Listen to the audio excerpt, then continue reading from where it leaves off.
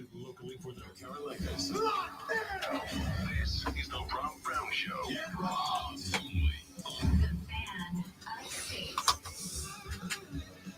Good morning. 'Tis a good morning indeed, ladies and gentlemen, boys and girls, children of all ages. Welcome in. The Rob Brown Show is on your radio. It is Monday.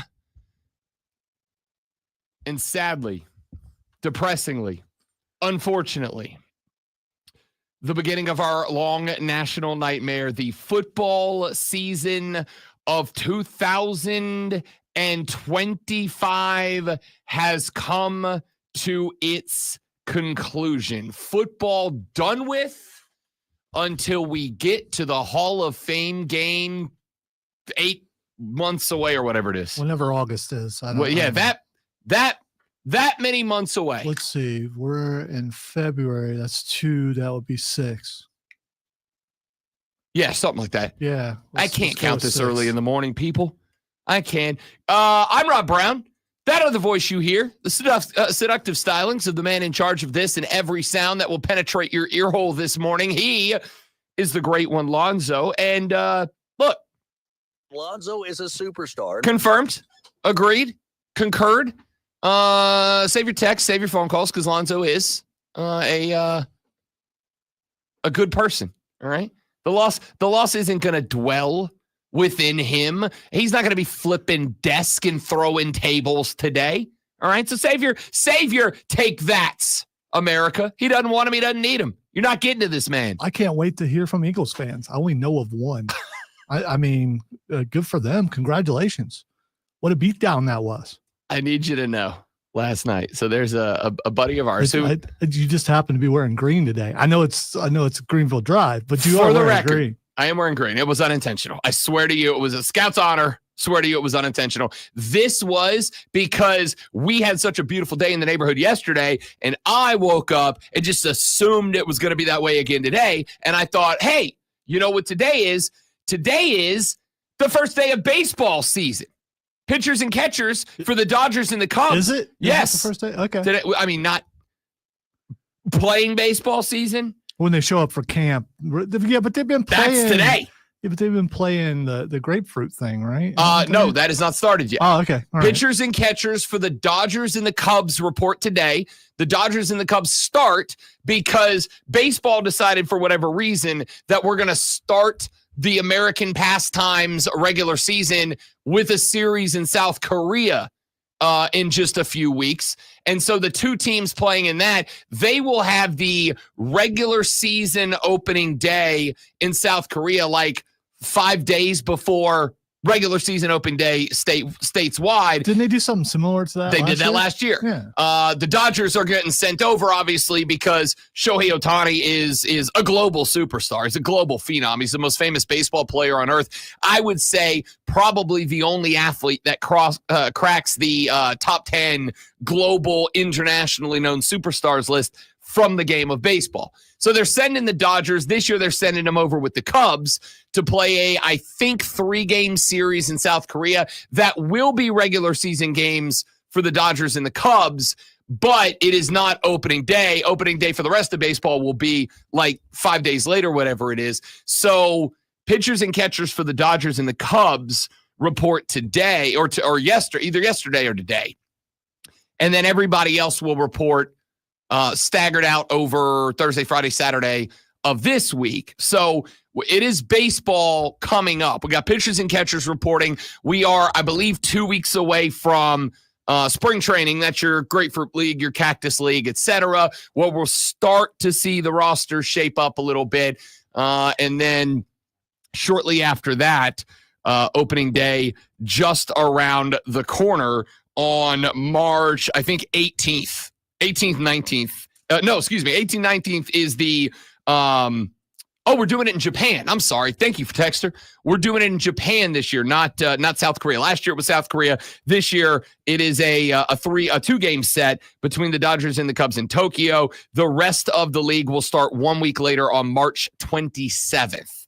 So we are tick over a month away from full season opening day. We are just a month and a week away from opening day internationally. I air quote that so hard I think I just sprained a finger.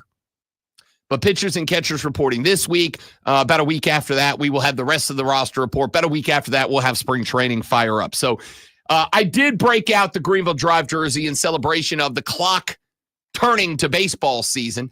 Although we do have NBA season fired up as well. And wouldn't you know it? By the way, can we talk about this for just a very brief segment? Not a whole segment. Dude, the NBA was so mad at the NFL taking Christmas Day away from them. The NBA took Super Bowl week away from the NFL. I thought about this. We were doing the show. Cody Decker and I were doing the show on Saturday. And Deck said, how about the NBA taking away the NFL's week, right? Like last week was supposed to be the NFL's week. You don't talk about anything else. Nobody talks about it. I don't care what you're doing, where you are, what you're working. Nobody talks about anything but the Super Bowl. And we spent a week talking about NBA trades and whatnot. It was wild. So Anthony Davis ends up down in Dallas, Texas. He's a Maverick, y'all. Yeehaw. Anthony Davis plays 31 minutes of basketball and was having a great night. 31 points. 31, 7 board, like 15 boards, 7 assists, 3 blocks, 3 steals. Anthony Davis was balling TF out to the point that Deck was texting me because this game actually started while Decker and I were on the air. It started at like 3:30 in the afternoon. And we're on the air. Deck's like, what up, Rob Brown? Because I went off. I'm like, I don't care what you say. Cody Decker's an LA Lakers fan. And he was doing his best, because everybody's been piling on. Why in the world did we let the Lakers, why did we let LeBron James have Luka Doncic? Because the Lakers had won like 11 of 13, 11 of 14 going into that trade without Anthony Davis for half of those. Like how we let that team get this guy. Decker was like, oh, no, it was a real good trade, real level trade. Anthony Davis, we're going to pretend like he's not a super, and he is a superstar. He's a great player. 31 minutes he played for the Mavs, was having a game that you're like, oh, maybe it was a decent trade, right? If Luka doesn't show out with the Lake show, maybe this was a 1-for-1 trade with Anthony Davis. Now, granted, I'm going to tell you this. Somebody, one of the other hosts, I don't remember who it was, but one of the other hosts on the BetQL network said last week, he's like, look, for Luka Doncic, for Anthony Davis, you bet every over prop in game number 1, right? Because they're coming out to prove something. Luka Doncic is going to come out tonight and try to prove to the Mavericks they bleeped up. Anthony Davis was going to go out for the Mavs and try to prove that they bleeped up. The Lakers did. So we're watching this game on Saturday afternoon after Bet for the Cycle goes off. AD played 31 minutes of basketball and then went down with a left adductor strain and is going to be out for a month. My man made it 31 minutes as a Maverick before Anthony Davis showed back up, before Street Clothes showed back up. We were on the air and Deck goes, come on now, Rob Brown. He's only missed 6 games this year. We got to give him credit, right? He's been healthy as he's ever been. I said, that's actually not untrue. I think he only missed like 7 games last year or 10 games last year. I think he played 72 games last year, which was a career high. And of course you count in, a couple of missed games due to load management and all that. And I said, yeah, I guess I got to give him a little credit because he hasn't been missing games. Not 40 minutes later, game number 1 for the Mavs, and he's balling out. And AD goes down with the left adductor strain, out for a month. It's like, yep, there you go. Hey, Nico, thumbs up, Big Daddy. Thumbs up. Nice job. Yeah, but I think wait a little bit before you do this. It's too late, but because we need to see if Luka makes it through his first game tonight. Because what if he goes down and then they're both injured and they're both out? I mean, then I guess I come in here tomorrow and look like a butthole for sure. Then I come in here and look like a moron, and that's fine. Here's my guess, though. My guess to what happens tonight is Luka comes out, as the great Booker T said, looking real jacked, baby. Looking real jacked. My guess is Luka comes out looking real jacked, baby. Luka goes triple-double, and LeBron goes triple-double. I don't know what the odds are. I don't know what the parlay is for both players to record a triple-double, but I think I'm going to take it because you know what? I'm gonna let somebody else point this out for me. I don't do this super often, but I'm gonna do this here. Let me find the clip I'm looking for here. There is a podcast that you probably haven't come across yet, unless you're a Memphis Grizzly fan. It's called the Grind City Media Pod. Just a couple of dudes up in Memphis that talk about the Grizz, but they're NBA guys, and they talked about LeBron's last game before Luka showed up against the Warriors, because Bron did another thing. I had to double check this when I read it, because it's like, well, that can't possibly be true. LeBron James last night became the first player in NBA history to have at least 40 points, at least 15 rebounds, at least 5 assists, at least 5 threes made, at least 1 block, and at least 1 steal in a game. Now, I know that's like you're drawing a bunch of arbitrary lines, but like I read that and I was like, okay, he's the first player to do that after the age of 40. No, he's the first player to ever do that. Nobody's ever done that. He did that last night at the age of 40 against the Warriors. 42 points, 17 rebounds, 8 assists, made 6 threes, had a steal and a block. He is the only player in the history of the National Basketball Association to pull that off. At 40 years old. Only guy ever. Jordan never did it. Magic never did it. Kareem never did it. Wilt Stilt never did it. No, Larry Bird never did it. No one has ever in the history of the league recorded that stat line. And yes, it's like those are very arbitrary numbers, but they're not low numbers, right? They're not low. And even if you draw a line at arbitrary, you would think, like, if just pick a list of numbers. Pick a number for points, pick a number for steals, assists, blocks, boards, whatever. And if you craft a stat line and you plug it into the old supercomputer, it should be able to spit out a list of guys who have hit that arbitrary stat line regardless. If you plug those numbers into the supercomputer, the only name that comes up is LeBron James. It's the only one. So, with that being said, you gave that guy Luka Doncic for Anthony Davis, who then AD made 31 minutes before he got hurt, out for a month. That's not the rest of the NBA season. But do you think the Mavs are still going to be in a playoff spot a month from now with no Anthony Davis and no Luka Doncic? No Anthony Davis, no Luka Doncic. You think they're going to be a playoff spot in a month? Not a good look for the management of the Mavericks. Real bad look. Like, if I'm Nico, if I'm the GM of the Mavs and people are still out there doing this, by the way, I don't know if you saw this. Did you get a chance to watch any of the game, the Mavs game, the breakout game? I don't know if you got a chance to see Anthony Davis's debut with the No, I didn't. Okay. Don't worry. I got something here for you. Let me see if I can find this clip. Basically, they held a whole protest. And out front of the building, the Mavs fans all gathered together. And as they all went out and gathered together, now I'll find the file. I'll play it for you in the audio blitz coming up at 8 o'clock. They had 500-600 Mavs fans.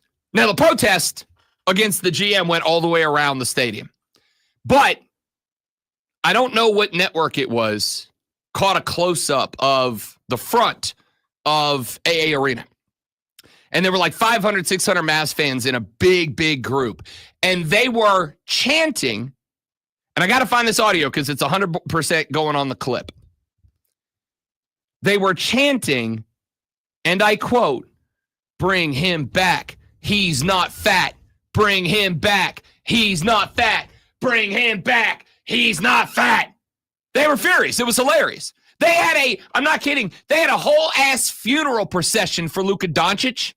They brought a casket and draped his jersey over the top of it at a protest for them sending Luka over to LA. So here's my prognostication. By the way, I saw that. Oh, dude, it was hilarious. Yeah. Hilarious. Upset sports fans are the funniest thing in sports. Not to them, but to everybody else. Here's my bet for tonight. Luka Doncic makes his debut for the LA Lakers. Here's my bet. I've never bet this parlay. I'm going to do it tonight. Just a sprinkle because it's going to be like 27-1 odds. Luka and LeBron are both getting triple doubles tonight. That's my bet. Luka is going 100% on the U Dallas wagon, and LeBron James is going on the U Charles Barkley wagon of, yeah, we can play together. Not only can we play together, we can go get triple doubles together. I'm going LeBron goes 19, 12, and 10. I'm going Luka goes 27, 13, and 11. All right? Duo triple doubles. I don't know. In fact, I'm going to go look during the break. I don't know if there has ever been an NBA game where two teammates have gotten triple doubles together, but LeBron at this point is doing everything else. Like, this is why why you go so upset about a trade? It's just a trade. Here's why. Because LeBron James, when we open up the record book, every record is going to have at the bottom of it, oldest player 2, colon, LeBron James. Every one of them. Now he's going to have his name at the top of a bunch of them, just regular 2. But every record in the NBA record book is going to say most this player, oldest player 2, LeBron James. Every one of them. All right. It's the day after the Super Bowl. We're obviously going to talk about the Super Bowl. Probably should have led with the Super Bowl out of the gate, but that's okay. Because we have 3 hours, 44 minutes of the most electrifying sports talk radio show you're going to find anywhere at any time on any station. I am Rob Brown. The great one, Lonzo, is over there. We are rocking and rolling. Super Bowl breakdown starts next on the Rob Brown Show in the Fan Upstate. All right, lovely viewers. Welcome into the show. I'm really hoping that this is going to grow on me. My sparkling water company just started putting it out with caffeine in it. And so this would go a long way in replacing my $3.89 a pop energy drinks in the morning.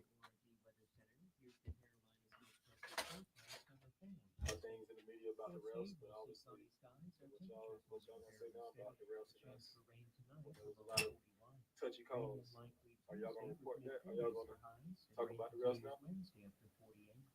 I'm meteorologist Michael Carroll on the Fan Upstate. Right now it's 50 degrees. What if your limited inventory had unlimited potential? What if your biggest risk was not taking one? What if you could make every move matter? Bank of America's Business Solutions can help bring your Why? Why would I wear a tinfoil hat?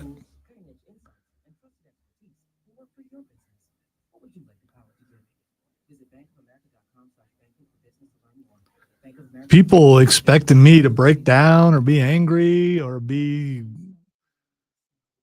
crying or whatever. I mean, then you haven't really paid attention to me for nearly 30 years on the air. Although admittedly, early on in the career, a little more emotional. That was a long time ago, though.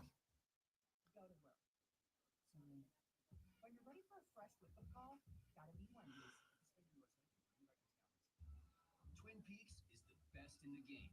Here, the Scratch Kitchen delivers lunch in the club. I mean, where else can you order a 29-degree draft beer and a quickie combo on your lunch break? Only at Twin Peaks, the #1 sports bar. Oh, by the way, Ivan's no longer on the project. His wife got a new job, so they're moving across the country. Robin's top researcher is deviating to a new market. This isn't standard. And now we're short-staffed. Who's going to finish all these projects? She needs a cluster of new data analysts, and there's no margin for error. I need Indeed. Indeed you do. Put our matching platform to work so you can spend less time searching and more time connecting with talented candidates. Visit Indeed.com/credit and get $75 towards your first sponsored job. Terms and conditions apply. Mornings can start feeling the same. Wake up, brush teeth, go to work. But with breakfast from Wendy's, it's like, wake up, brush teeth, bacon with a breakfast baconator, roll with a sausage breakfast burrito, buddy it up with a honey buddy, or get Caesar with Caesar potato. I mean, there were definitely some. I mean, that's not what cost the game. I mean, it did influence it, sure. But I can't have my stance on the refs and it being a part of the game and then go totally against that stance because it hurts the team I pull for. That would be hypocritical. I don't know how many times I got asked over the past 4 days if I believe the Super Bowl or will be rigged or if I think the NFL is rigged, but that answer is in the double digits. Easily in the double. These are people who you would say don't know ball, and you would be right.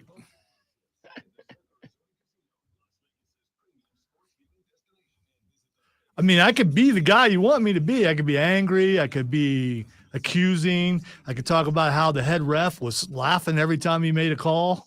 He was an awful happy guy, but he was also in the Super Bowl. My favorite thing was that guy is the ref from all of the memes that go on social media about the Chiefs getting calls. That was hilarious.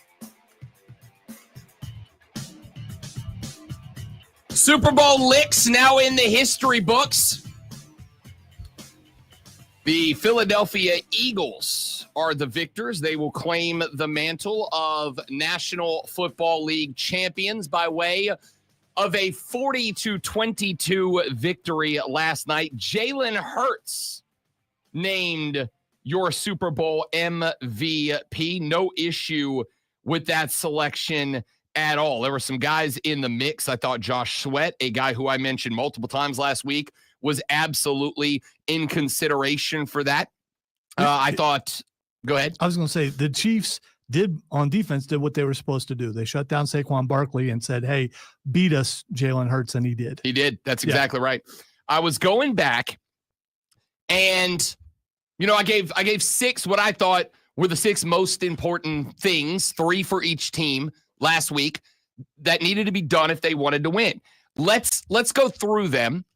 Because I think you can see that if we look at these 6 things, you can see why Philadelphia didn't just win this game. Philadelphia dominated this game, right? I mean, like the Chiefs tried to make it something late in the game. They got a touchdown in the third quarter. But at that point, I'm not going to say the game was out of hand, but at that point, you kind of knew, like, Philly had pulled off, I don't even say pulled off the accelerator on offense. They were still throwing the ball at that point. I'm like, give it to Saquon. What are we doing? But let's look at the 6 keys that I gave to this game and talk them out. Number 1, for Kansas City, it was stop Saquon Barkley. Saquon Barkley ended this game with 25 carries, 57 yards, average less than 2.5 yards a carry. Check mark for Kansas City, for sure. For Kansas City, it was get the ball out, get it out quickly, because the Eagles are coming. Here's what I would say about that. Great one. The first half, Patrick Mahomes looked like he was under siege. And here's my thing that I think is the most important thing to discuss. Do you know how many times the Philadelphia Eagles blitzed in the first half? Zero. And that's the thing. I'm looking forward to the NFL draft, and hopefully there'll be some moves made for the offensive line. The 2 times that Patrick Mahomes and Andy Reid have lost the Super Bowl, it's been a lot to do with offensive line problems. I mean, when you move Tooney, who is an All-Pro, one of the best guards probably ever, out to tackle, and then have to move another guy in there to guard. I mean, people were it was like a sea of people were just getting through there. I mean, the offensive line was definitely, to me, the biggest problem last night. Here's the thing. And way to go, Philadelphia, man. That defensive line was awesome. And they exploited a weakness like they should. The biggest weakness for the Chiefs was the line, and they exploited that. And it freed everybody else up. When you're just rushing 4 and you're getting that kind of pressure, you can do all kinds of stuff back there. Yep. If I can just bring 4, and again, I talked about it. I said going into this game, this is one of those things that I wake up on Monday and I come into the studio and I sit down and I crack the mic and I realize, like, I'm real mad at me. You know why I'm real mad at me? I'm real mad at me because last week on the show, I did something that I don't ordinarily do. Last week, I allowed a narrative to influence me in a way that I take pride in not doing. I take pride in letting the national guys have their narratives, letting them have their little catchphrases, and avoiding that. And I feel like, traditionally, That's what I think has separated me from the crowd a little bit, is that I'm not buying into your narratives. I'm buying into what do I see and what is my reaction to that. But I did it last week, and I regret it. I sat here Monday through Friday of last week, and I went day after day giving you the reasons that I thought Philly was honestly the team of the three that Kansas City played in the Super Bowl was easily the one that should have the easiest path to victory. I sat here and I said, you got to look out for Jalen Carter, stud. You got to look out for Josh Sweat. To get, 2 sacks in the first half? Or a sack and a half, sack and an assist sack in the first half? I said you got to watch out for Milton. I know we talked about that because I remember Lonzo saying, you got to be worried if you got a guy named Milton who's made an NFL team. That's a guy who's been bullied his whole life, and now he's taking it out on you. Milton Williams had 4 tackles, 3 of them solo, 2 of them tackles for a loss. Milton did that. So I sat here for a week laying out everything that came true last night for the Philadelphia Eagles. I don't care if he's averaging 2 yards a carry. Saquon's got to touch the ball 25 times. How many times did he touch the ball? 25. I don't care what it takes.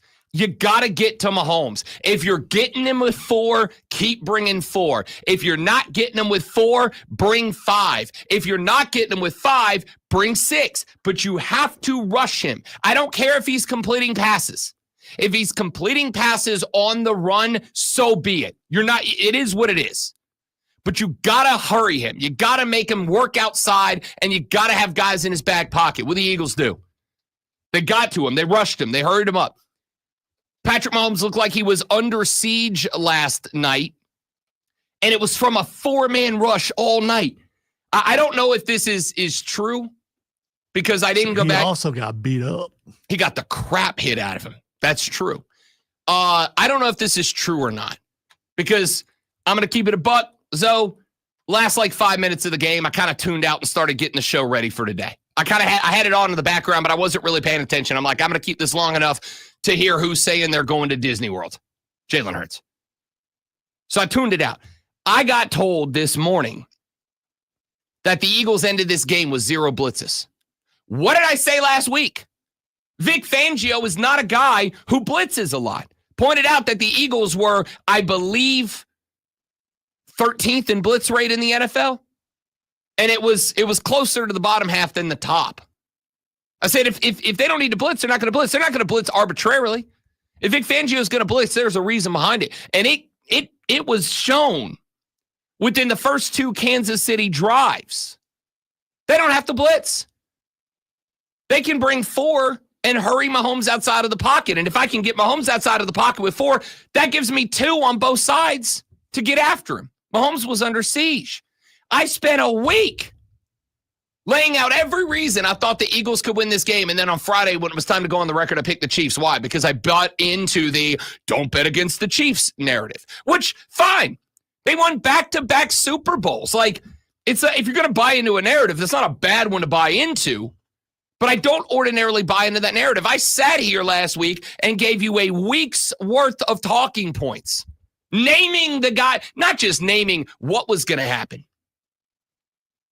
naming the guys specifically who were going to do it. How many times did I say Josh Sweat, Milton Williams last week? 100? Named the guys that I said would win this game for Philly if they won, and then on Friday went, but I can't bet against the Chiefs. I'm not saying that narrative's over because, hey, nobody's won 3 in a row, right? I was online last night because I hate myself, and it was 11:45, and I'm like, one more scroll through the social media before I go to bed because my own sanity, health, and well-being is unimportant to me, apparently. I got online last night, and what I saw was a bunch of people going, Brady's going to be real happy he's there as he watches the downfall of the Mahomes is next line. And I'm like, you guys are aware that Brady didn't do it either, right? You guys are aware that Patrick Mahomes has been at the age he is at now, has now been to 5 Super Bowls. He's 3-2. He has now been to more Super Bowls at his age than Brady had been to at the same age. He's not off target. Now, he basically, if the pattern of following Brady's number continues, he does have to be pretty close to 100% in Super Bowls moving forward, because if we're following the Brady pattern, he's got 4 or 5 more in him. And That's a big ask. So he also has to lose one too, because Brady lost 3. 3. Yeah. So I mean, 3, 7-3. Mahomes is now 3-2. So he can go 4-1 in 5 more Super Bowls and get there. Now, I will say this. There's a lot of interesting questions about the Kansas City Chiefs now. Andy Reid's already said he's coming back for one more. Does Travis Kelce walk out on an L? Does he run it back? I'm going to tell you, Kelsey's a young guy like me. We're both young guys, young in shape guys. Okay? How many days you got? We're both young in shape, definitely in our peak guys. If Kelsey's got the Rob Brown mentality that Rob Brown has when he plays football on the Xbox, then what Travis is saying is you can't end the night on an L. That's the man. You jump on, you play a little Marvel Rivals, a little Rocket League, a little Madden, a little MLB The Show with Rob Brown late at night. Rob Brown's got one rule. You don't go to bed on an L. It's bad juju, bad gree-gree. Can't do it. Does Travis Kelce run it back? It's been a massive part of this offense, even if last night, and it wasn't a bad night, Travis Kelce was 4 grabs, 39 yards. Longest was a 13 go-getter. Nah, it's fine. It's fine. Nothing about the Chiefs that wasn't Xavier worthy stood out last night. So what's next? Is this, can they run it back and be the same team? I'm going to say this. I think Philadelphia is established as a team that can be together for a long time. 9 starters last night. 9 starters for the Eagles are on rookie contracts. You want to know how Philly was able to go out and get Saquon Barkley? You want to know how they were able to go out and get A.J. Brown? You want to know how they were able to go out and get the dude, Zach Bond, who had a pick last night, go out and get these dudes that are so high impact? It's because they had 9 starters, 7 of them on defense, still on rookie contracts. For 5 years, and I said this last week on the show, for 5 years, the Philadelphia Eagles have nailed the draft. For 5 years, they've nailed the draft. Every one of those guys on the last 4 drafts is still on a rookie contract. If they nail this draft upcoming in just a couple of months, the Eagles aren't going anywhere. And more importantly, and I think this is maybe my biggest takeaway from last night. You know what the Eagles have done that I think is going to carry them for a very long time? They figured out who Jalen Hurts is. They figured out what he's good at. They figured out the offense he needs to run. I don't need Jalen Hurts throwing the ball 35 times. I need him throwing it 20, 21, 22. I need him running the ball 10 to 15 times a game, depending on what the defense is giving me. And by the way, I tweeted about it. There was a Jalen Hurts design run that maybe had one of the best blocking concepts I've ever seen. I mean, it was art. I'm going to do a film breakdown on it on social media later today because it was beautiful. The Eagles figured out who Jalen Hurts is, and they run an offense around Jalen Hurts. The Eagles have nailed the draft and had 9 starters on rookie contracts last night. And they saved the big play for when they need the big play and nobody sees it coming. They dominated that game. And I got to tell you, I am afraid now. And I don't think this is reactionary. I think the Philadelphia Eagles are going to be for the next 3 or 4 years what the Kansas City Chiefs have been for the last 4 or 5 years. I think a dynasty may have been born last night. We're going to talk more about this, give you more Super Bowl, break down some of the stats and numbers that matter as the show rolls on. Rob Brown, Lonzo, and you, The Rob Brown Show, the fan upstate.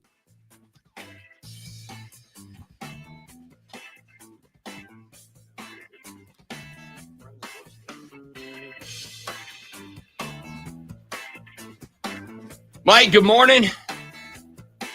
Adam, good morning.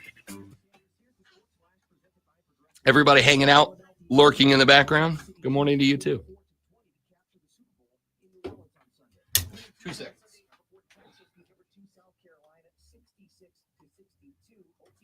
10-1 in the SEC. For the Gamecocks, their 57-game winning streak in conference play comes to an end. Number 13, North Carolina is 9-3 in the ACC after a 53-51 win at Clemson. The number 14, NC State Wolfpack winning beat number 22, Florida State 97-74. The Wolfpack are 11-1 in the ACC. Number 10, Duke improved to 10-2 in the ACC. They beat Miami 90-49. Men's hoops tonight, the Tar Heels visit Clemson. North Carolina at 7-5 in the ACC. The Tigers are 11-2.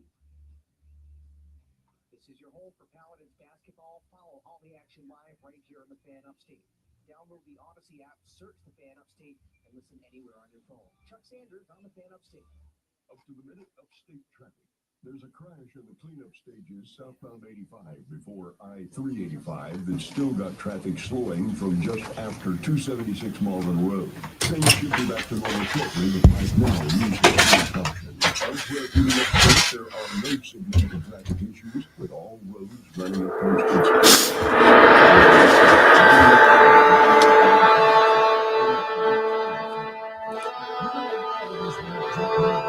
I don't know what this is, but the music's awesome. It's I wanted to see the Superman Puppy Bowl trailer. I didn't see that.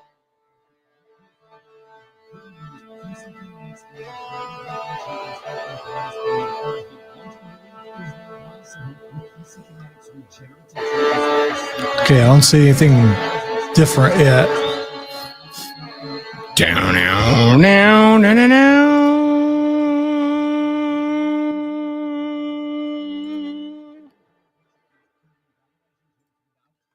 Well, that was. I thought there's going to be something different. No downtime. Joint pain does not get better with time. So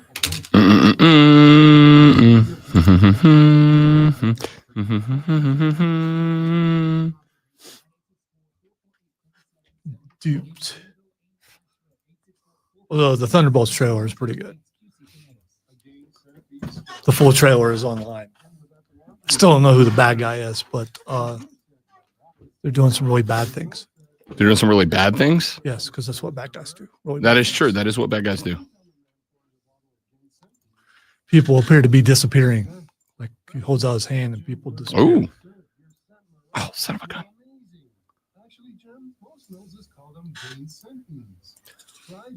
We were actually a couple of days away from Captain America. I know. Courtney saw one of the trailers last night. She's like, I think I'll go watch this one with you. I was like, good enough for me. Where is that reel? It's got to be this one. No, it's not. Darn it. Where is our one Eagles fan? Where is he? I've been waiting for him. So I can congratulate him. In a bush somewhere? I'll probably sleep. Yeah, that's a good point. Where is that freaking reel?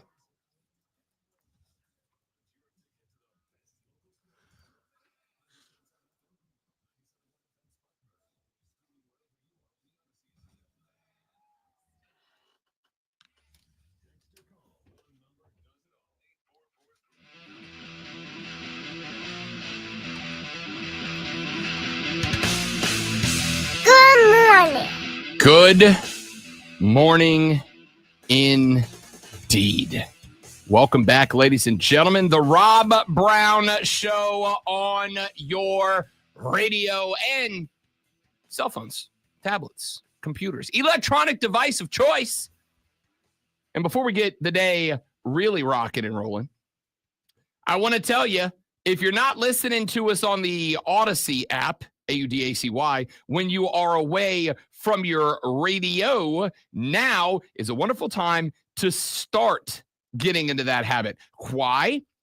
Because of our Slam Dunk in Vegas giveaway. Listen to this. How would you like a trip for 4 to lovely Las Vegas, Nevada?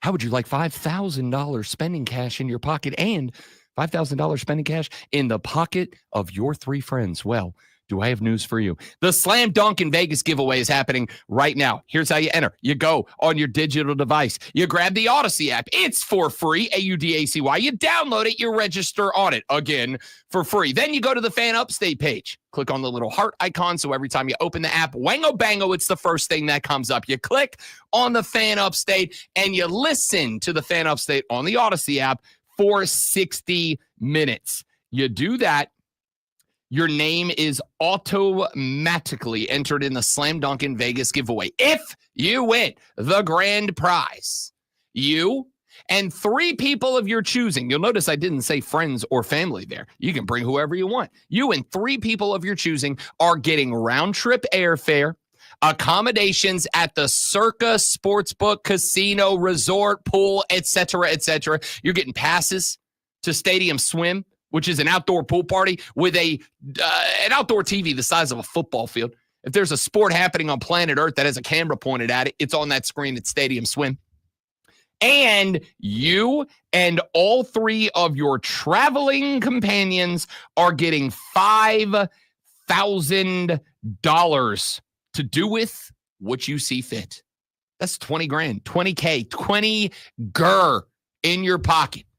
And all you have to do is go to the Odyssey app, AUDACY, put it on your digital devices and listen to the Fan Upstate for 60 minutes. And you are auto-entered for the dub and a trip to Vegas.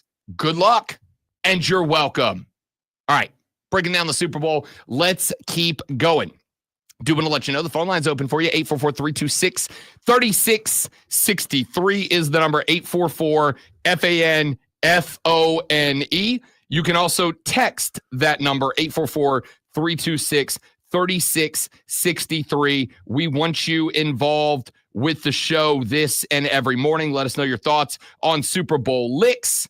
Last night, pitchers and catchers are reporting in Major League Baseball. Later on this week, as spring training's just around the corner, opening day, a tick over a month and some change away from right now. We got everything and anything you want to get to in the landscape of sports. But we want your thoughts on the big game, TM. Joseph checked in. We're waiting on James, our resident Eagles fan, who I assume somewhere is probably passed out in a bush with no pants on. And frankly, I get it, buddy. I'm going to tell you all right now. Joseph, I'm coming back to you. I'm going to tell you right now. Saints ever win another Super Bowl when I'm on the air, just know I'm not coming to work the next day. Okay? Just know in advance. Saints ever win another Super Bowl, I'm not coming to work the next day. All right. So your attendance is going to be conditional. I was going to say great for the next at least few years. Oh, yeah, for sure. Yeah. For sure. You don't have to worry about me taking a Super Bowl Monday off for like a decade. Still don't have a coach yet. Yeah, we do. Kellen Moore. Has he signed? No, but he'll sign today or tomorrow. He'll probably go celebrate for a couple he of may days. show up and go, you know what? Never mind. I just won a Super Bowl. I'm going back to New Orleans Saints. I thought about this over the weekend because they were talking about that. I don't know how many times I heard the words Kellen Moore, pending some other incident, will become the next head coach of the New Orleans Saints. And I listened to that, Zoe. And you know the thought I had on Saturday? We had Mike McCarthy say, "Nah, I'm good." The minute the Cowboys job got filled by Shoddy, like 6 other candidates were like, "Don't call me, I'll call you. I'm out." We're hiring Kellen Moore because he's the only one that'll take the job.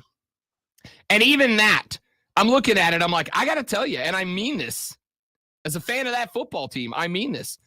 Zoe, if I was Kellen Moore, I'd stay with Philly and run the SOB back. I'd run it back one more time.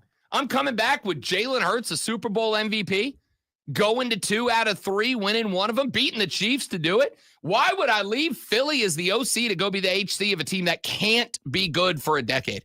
I'd stay in Philly. Honestly, Zoe, the New Orleans Saints next year might be the first NFL team coached by AI because we're out of options. Like, at this point, they're going to go on Xbox Live and find the number 1 ranked Madden player in the world. Be like, hey, you want to be a head coach in the NFL? We're out of options. He's going to be like the GM for WWE for a while. We didn't know who it was. Yeah. It's going to be that. Bring. Oh, the call is in from the mystery head coach. We're about to have our play calling by Twitter committee. The Saints are going to send out a tweet, be like, what do y'all want to see us call next? And put up a poll with 4 options. Whatever we vote on, that's the opening play of the next drive. It's going to be like my tiebreaker over there. Yeah. Whoever's the first one. Next text we get calls the next play. Yeah. And you're starting at quarterback, Derek Carr, and your head coach, Gronk. Your head coach, Meta. It's like we're punting on first down. Okay. Golly. I don't like football anymore. Hey, speaking of football, Let's get back to it. All right, Joseph wrote in. Here's what he had to say. Joseph, we have 2 Eagles fans now. We got Joseph and James. The Eagles are taking over. Cool. I mean, one chat at a Joseph time. may have always been there. It just may be the first time he's commented. He said the Eagles' defensive line manhandled the Chiefs all night. 6 sacks on 4-man rushes is insane. Once they forced Patrick to get out of his comfort zone, he was startled and rushing throws, and that was the huge difference between this game and 2 years ago. The Eagles are built to become a dynasty over the next 5 seasons, and your one Eagles fan is right here, still awake. I got to fix my sound. That sounds terrible. Why does that sound like that? What happened? What changed? No, so if they are indeed a dynasty, when does America turn on them? When Now, buddy. Now. Yeah. Are they instantly the heel with the Super Bowl win? Now. It's happened. No, that's not good. I got to figure out why my goal horn, why my Selly horn sounds so garbage. That's terrible. Are the Chiefs now the underdog, the no longer the bad guy? Are they Baron Corbin now? I don't know. Hell no. I don't know. I am interested to see, because here's the reality about the Chiefs becoming disliked. The Chiefs became disliked for the same reason that every dynasty becomes disliked. America likes a plucky underdog. We don't love we like winners, but we like to hate winners more than we like winners, right? We like winners, but we really like to hate winners more than we like winners. I am interested, not just because the Chiefs lost the game last night, but because the Chiefs got decimated in the game last night. I genuinely wonder what the reaction to the Chiefs is next year. What is the national consensus? Are we done with them at this point? And how do we feel about the Eagles? Because I will also point out, great one, that after you guys won number 1 of the last 2, running it back the next year, I don't think the Chiefs were viewed as public enemy number 1. But after you won number 2, they were. And I think there's a lot of different things. I think a lot of people, honestly, a lot of people, because of the Taylor Swift thing. Did you notice how much they didn't show Taylor Swift last night? She went way under the total appearances. That's because Travis Kelce didn't make any catches. They usually only show her after those catches. And as far as, I think the second Super Bowl is the one they lost to Tom Brady. Yes. So the villain was there. It was Tom Brady. That's also true. Yeah. Because Tommy Touchdown, even when he got down to Tampa Bay, people were still rooting against Tommy Touchdown. So I'm interested to see if the Chiefs are just another team next year, or if they go back to the plucky underdog role and now Philly's the team we all hate. I don't know. Here's what I do know. Joseph's right. And I said that to end the last segment. I think the Philadelphia Eagles are now set up to be a dynasty for a minute. I'm shocked we haven't seen the Buffalo Bills fans in here going, "Oh, we could have done better than that." I mean, I don't know. Honestly, I don't know if you could have. But you couldn't because you lost. I don't know if you could have. Here's what I do know. What I do know is the Philadelphia Eagles are a surprisingly young football team. The Philadelphia Eagles with the exciting whites as cornerbacks, which is my favorite thing. They are they're starting their own podcast, by the way. I don't know if you saw that. The Exciting Whites podcast. They are doing that. I just assume that every NFL player has a podcast now. Of course. I think the list of players without a podcast some of them is shorter. are good. Some of them are good. Some of them are not. I'm not, for the record, I'm not hating on it. If you can get an audience, man. I'm not mad at it. Get the bag. I don't think all of them need a podcast. We sat there last night after eating the best wings I've ever made. What time did you go to bed? Pretty late for me, which is why I'm a little tired, about 10:15. Okay. I kept. So what, like early fourth quarter? No, the game was over. I watched Was that game over that early? Yeah. Did I stay up that long after the game? I guess Yeah, I did. you did. You did. I turned it off after the last onside didn't hit. So there was like a minute 30 left or something like that, which all they were going to do is kneel down. I turned it off then to go to sleep. But yeah, it was a little bit later than what I normally go to bed. How's Miss Lisa? She's fine. We sit there and we're saying, don't really dislike Philadelphia. I mean, it's one thing to get beat. It's another thing to get beat by a team that you just can't stand anybody on the team. And it wasn't like that. I mean, there are a lot of good stories on Philadelphia. For one thing, Jalen Hurts has been counted out forever. I Yep. mean, since he got benched and all that kind of stuff at Alabama, and people talking about he can't get it done, and he did last night. And then Saquon Barkley is an excellent story. I mean, floundering in New York for as long as he did, and then going to a team and immediately winning the Super Bowl. Even though he didn't have the greatest game last night, he was the key of the defense. That's right. They were keying on him. That's right. And because of him, things opened up for Jalen Hurts. That was the reason when I gave my 6 keys to the game, of which I got 4 green check marks and I got 2 red X's. I think 4 of the 6 keys I can give a green check mark. That happened. 2 of them I have red X's. The problem is this: the 2 red X's both belong to the Kansas City Chiefs. One of the red X was, or one of the green checks was stop Saquon Barkley. But remember, there's another reason that I said, or strategy that I had, which was, if I'm Philly, I don't care if Saquon Barkley is losing a yard every time he touches the ball. You give him the ball 25 times. And the reason was never so that Saquon would go for $111. Remember, my crazy bet, Cody Decker literally attacked me, not literally like physically, but like verbally attacked me on air because I said Saquon Barkley's not getting 111 yards, which was his over-under number. I think it went up to like 113 at kick. He's not getting that number. Deck was like, come on, dude, it's Saquon Barkley. I said, hold up on me. Hear me up. Hear me out. Hold up. The Chiefs are going to key in on Saquon Barkley. They have to. That's the offense. It opens the field for everybody else. I went over on A.J. Brown. I went over on Johan Dotson. I went over on Dallas Goedert. Hey, I think he's the only one of the 3 that didn't get the over.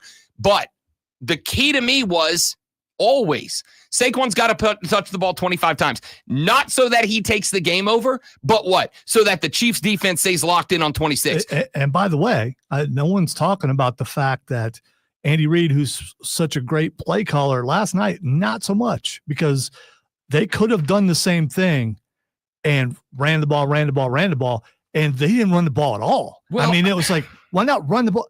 You run the ball to open things up for the pass. And once Philadelphia realized, hey, they're not going to run the ball, they didn't worry about that. Yeah, but you're right. You were 100% right. But I would also point out they grinded all year when they would go against the defense and have problems. They still ran the ball some. They did not do that last night. I think what happened was, and I could be wrong, but looking at that game, I think what happened was Kansas City saw on drives 1 and 2 that Philly was bringing 4. There were no blitzes. And I think they looked and they said, okay, if they're only going to bring 4, we're going to let Mahomes stand in the pocket and deliver. And then got to the point where 4 was getting Mahomes rushed outside of the pocket. But Philly came out with their pants on fire and ran up a lead. By the time that it became obvious that Kansas City has to run the ball to keep linebackers honest, which is why Zach Bond got that pick. By the time Kansas City realized we got to run this ball, you were down 17-0. See, that's the thing. It's too late. They should have realized it in the first place. The fact that the very first series when they were on the field, they didn't run the ball at all. And I'm like, why are they doing that? Because that hasn't been their identity. And we talked about before how you get to a game and then you change your identity. Your identity should be what it was that got you there, and they did not do that. I don't disagree with you, and I think you're absolutely correct. I think that was a result of what the Eagles are. I think they looked and they said, this team doesn't blitz, and the Eagles don't blitz until the quarterback's dicing them a little bit. Then they try to hurry the internal clock up by bringing extra guys. But Philly doesn't blitz. They're middle of the pack in the NFL in blitz rate. They just don't bring a lot of heat. And so I think when you guys got down in the hole 17-0, obviously too late. And I think early in the game, the plan was we're going to let Patrick Mahomes be Patrick Mahomes. We're going to let him try to add to the GOAT title. And we're going to do that out of the pocket because the Eagles only bring 4. And we can stop that, except for you couldn't stop that. And when 4 is getting to Mahomes, and getting Mahomes outside of the pocket and getting wide. What's that gives me? It gives me Mahomes out of the pocket. It gives me a linebacker to spy on Mahomes. If he goes left, go left. If he goes right, go right. Just get in his face ASAP. And it lets me drop 6 guys into coverage. Not only was Mahomes running for his life last night, but he was running for his life looking for open receivers when he had 4 and Philly had 6 defenders back there all night long. And there was no way around it. So You know, it kind of is what it is. All right, we're going to do a lot more breakdown on this game. We got your water cooler cheat sheet coming up next. Top 3 sports items, 8:40. John Blau with the Post and Courier is going to join us. A couple of Clemson guys, Jeremiah Trotter, Will Shipley, both winning a ring in their rookie years. Pretty solid day for the Tigers. All that and more coming up after Lonzo earns the whatever the Lombardi Trophy is called for guys who read sports flashes. Yeah, there should be a trophy out there somewhere. I would not get it this year, though. Three-peat remains a dream as Philadelphia Eagles became NFL champions last night with a 40-22 win over the Kansas City. It was a beatdown over the Kansas City Chiefs. Eagles quarterback Jalen Hurts was named MVP with a 17 of 22, 2 touchdown and 1 interception performance that included a rushing touchdown. Saquon Barkley had 25 carries, 57 yards, while the Eagles held the Chiefs to just 49 total rushing yards. Patrick Mahomes recorded 257 yards and 3 touchdowns, but was picked off twice. South Carolina women's basketball team saw their 57-game conference win streak come to an end with a 66-62 loss to number 4 Texas in Austin yesterday. The Longhorns avenged a loss earlier in the season to create a 3-way tie atop the SEC standings with South Carolina, Texas, and LSU. Tune in Wednesday night at 6:30 as Furman Paladins take on the Mercer Bears right here on The Fan.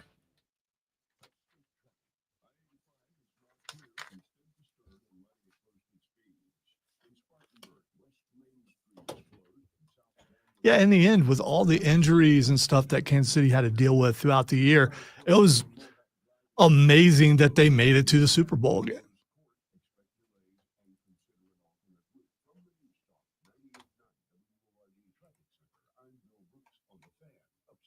Attention small business owners needing financing. Swish Funding is providing funds for expansion, inventory, increased overhead, even slow cash flow to small businesses all over America with affordable funding as soon as one business day. And we're ready to help with funding from $10,000 to $2 million. If you've been in business for 1 year or more with a monthly income of at least $25,000, you can get the affordable funding you need with no collateral. Go to swishfunding.com today. That's swishfunding.com. Are you a victim of the doctor trap and think there's no way out? I'm stuck in down with That went in and then ran around the rim to come back. Yeah, well, you know, it happens. Sometimes we don't make the shot, Rob. Miss 100% of the shots you don't take, said Wayne Gretzky, said Michael Scott. Philadelphia freedom. Love, love, love. Yes, I do. My wife kept singing that song on the couch last night. She did a heel turn last night that I was not expecting. She heel turned on the Chiefs. I don't know, man. You can't do that in the middle of a. No, she did it before the game started. Oh, did she? We Okay. have we bought these wrap around the house LED lights for Christmas, but we left them up because you can make them whatever colors you want at any time, right? So we've been doing it nightly, just whatever theme is coming up next. So like we'll do them green for St. Patrick's Day, whatever. So I came home last night. I ran up to the store. We decided not to go out for a Super Bowl party. So I went to the store, and when I came back from the store with supplies for our little at-home Super Bowl party, the lights were green and white. And I was like, what is happening? So I walked in. I'm like, did you make the lights green and white on purpose? And she's like, yeah. And I was like, why? She's like, I'm going for the Eagles. And I was like, Hogan's the third man. And she didn't know what that meant. And so I explained it to her because I can't not do that. And so she said that she was turning on the Chiefs because her reasoning was that Travis said something on an interview. And I don't remember exactly what it was. But Travis said something during an interview last week that made her think that he's in it for the publicity. She's joined the crew of Travis is trying too hard. And she thought he was like this super genuine dude. And now she thinks he's just acting for the brand. And I was like, well, you're not alone in that thought. I'm not saying it's a popular one, but you're not alone in it.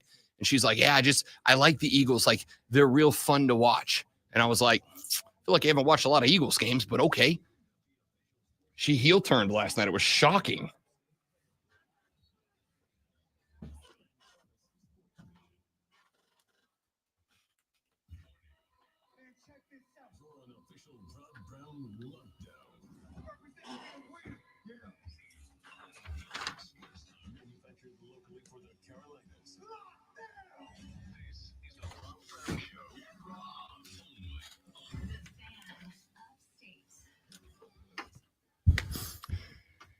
And off we go into hour number 2. Ladies and gentlemen, the Rob Brown Show on your radio. It's the Fan Upstate. Rob Brown, the great one, Lonzo, and you. Rocking and rolling through the foremost electrifying hours of sports talk entertainment you're going to find anywhere on your radio this early in the morning. We have got, obviously, a ton of Super Bowl breakdown to get to on the radio program this day. It is also day number 1 of our long national nightmare, the beginning of the football offseason. However, fear not, my dear friends, worry not. We have your back. Why? Because the Rob Brown Show is not a football show. No. It's a sports show. And while the NFL and college football have entered their period of hibernation, the rest of the sports world gets to come out and play. Major League Baseball pitchers and catchers reporting for the Cubbies and the Dodgers today as they get set for a series in Tokyo a month and 8 days from now to open the regular season. Pitchers and catchers for the other 28 teams report this weekend because opening day of Major League Baseball is now 1 month and 17 days away. Spring training just around the corner. The boys of NASCAR have the tires warmed and the engines revved because on Sunday, the Super Bowl of racing takes place at the Great American Speedway down in Daytona, Florida, as the Daytona 500 is this weekend. The National Basketball Association for about a week ran the sports conversation because the trade deadline got hot and heavy, and away we go. The All-Star game coming up this weekend, and then we are just full afterburner, all gas, no brakes, yeet into the second half of the season starting next week as well. Sports are good, people. They just are. And that is why we take every segment at 7 o'clock in the morning and we run you through the water cooler cheat sheet, the top 3 sports stories that you need to know before you get to the office and start talking sports this morning. If you're going to do that, you need to know this. Are you ready for the playbook of the peculiar, the almanac of the absurd, and the encyclopedia of the extraordinary? Well, you better be, because we're diving headfirst into the 3 top stories that will have your coworkers saying, "Burn it down! Burn it down!" No. Here we go. Welcome to the water cooler cheat sheet on the Fan Upstate. It's the water cooler cheat sheet, the top 3 sports stories that you need to know before you get to the office this morning and start talking sports with your friends, your family, your coworkers, whoever it is you spend your AM with. This, my dear friends, is what you will be talking about. Let us dive head first into item number 1.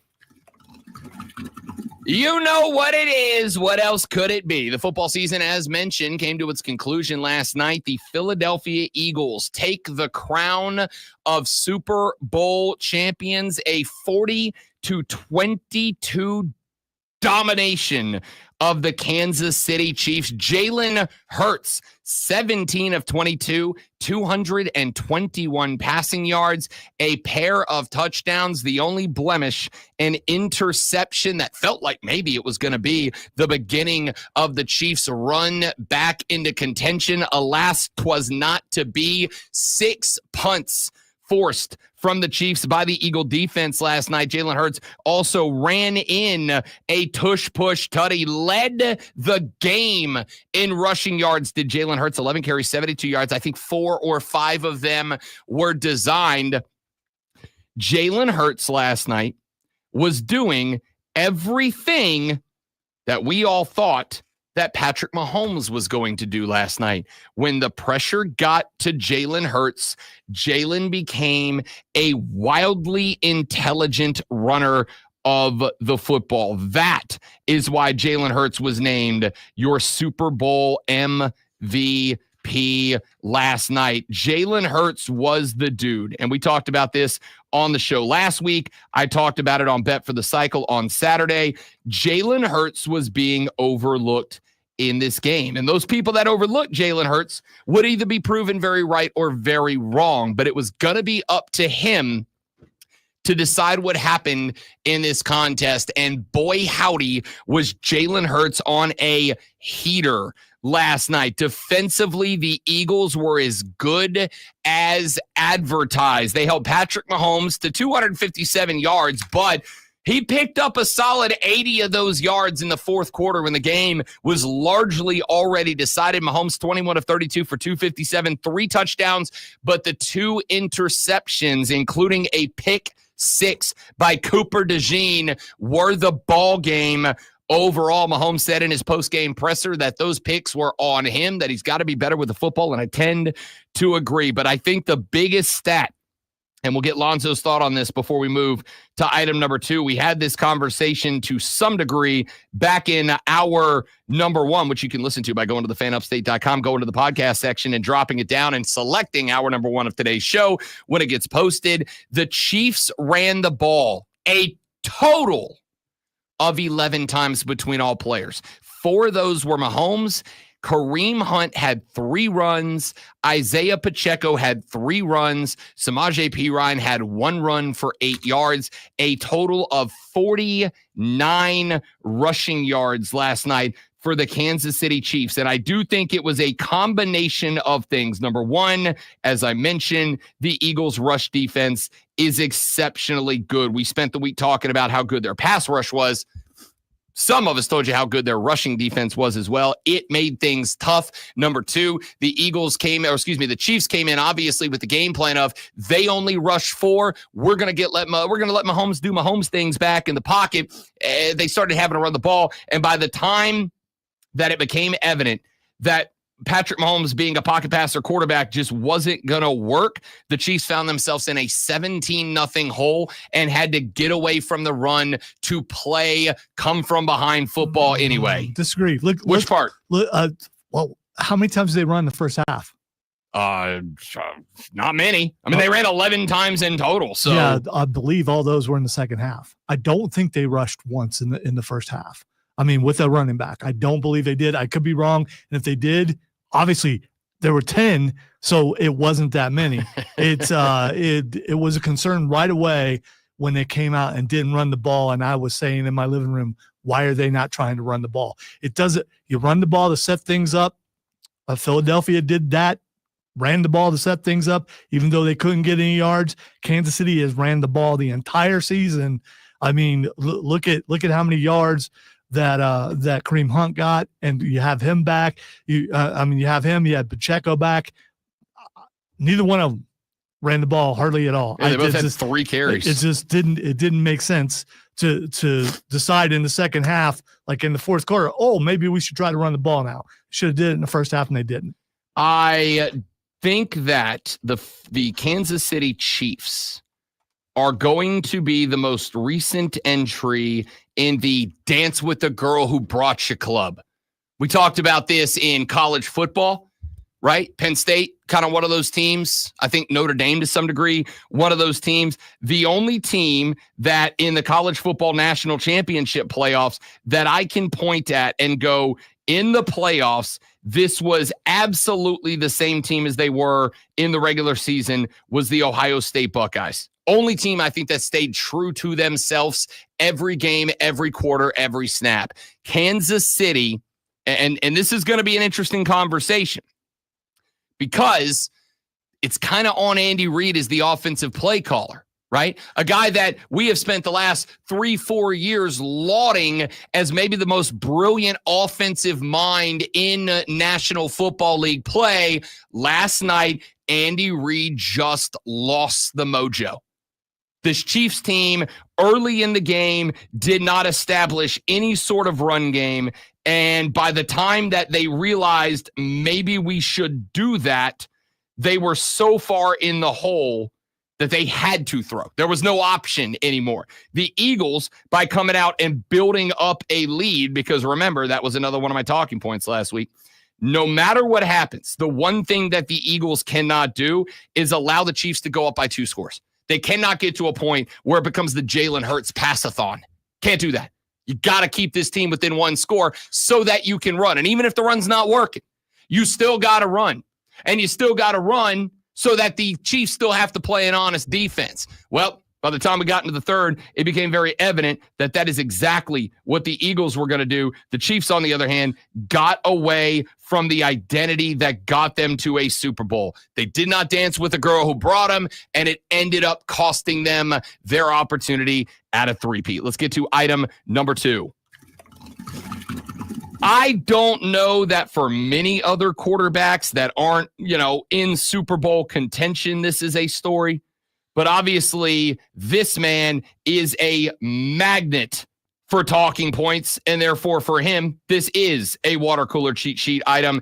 Aaron Rodgers will apparently not be back with the New York Jets next year. 2 disappointing seasons, the future Hall of Famer, according to Adam Schefter, on his way out. He flew to New Jersey last week to meet with new coach Aaron Glenn and GM Darren Mogi. According to ESPN, Fox Sports reported Sunday that after the meeting, or during the meeting, I should say, during the meeting, the team had decided to part ways with him, which is frankly to me not all that surprising, to be honest. Aaron Glenn is going to want his own guy. Aaron Glenn is going to want to go get his own dude. And on top of that, from the little bit that we know about Aaron Glenn, or that I have seen out of Aaron Glenn, and that includes his time in Detroit and the couple of weeks he's been at the helm for the New York Jets so far, Aaron Glenn, and Zoe, stop me if there's any of this that you disagree with.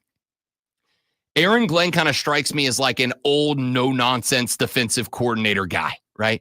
Like, strikes me as that dude who does not want the drama, does not want the attention, doesn't want to put on a show or run a circus. He strikes me as the guy that's going to tell his guys, you show up for work on time, you get your butt in the gym, you get it on the practice field, you work until you puke, then you go home, you eat healthy, you get a good night's sleep, you come back and do it again. And nothing else until we win a Lombardi trophy.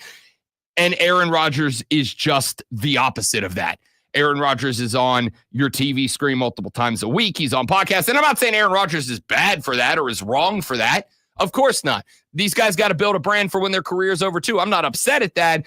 All I'm saying is the Rodgers approach to life feels dramatically different than the Aaron Glenn approach to life, which makes it really not a surprise after 2 disappointing seasons. But if Aaron Rodgers had taken the Jets to like back-to-back AFC title games, we probably have a different story. And Glenn goes, I don't really care if he's doing ayahuasca with Pat McAfee out in the desert. I just want a quarterback.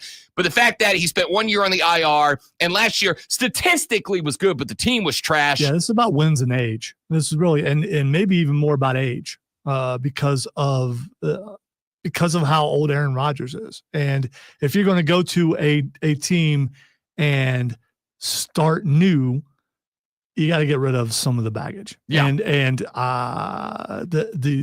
memes, the pictures are already out there of Aaron Rodgers going to Minnesota because that's what he's supposed to do, because the road has already been set for him. We'll see what happens. Dude, if he goes to Minnesota, it's the funniest thing that's happened this year, right? It will be hilarious. Funniest thing that's happened this year.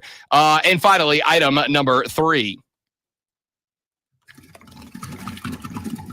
It was a win the last time that the South Carolina Gamecock women's basketball team got together with the Texas Longhorns. However, this time around, the ball bounces in the favor of the Burnt Orange. The number 4 ranked Texas Longhorns hand the South Carolina Gamecocks their first loss in 58 Southeastern Conference competitions. It was a 57-game win streak in conference.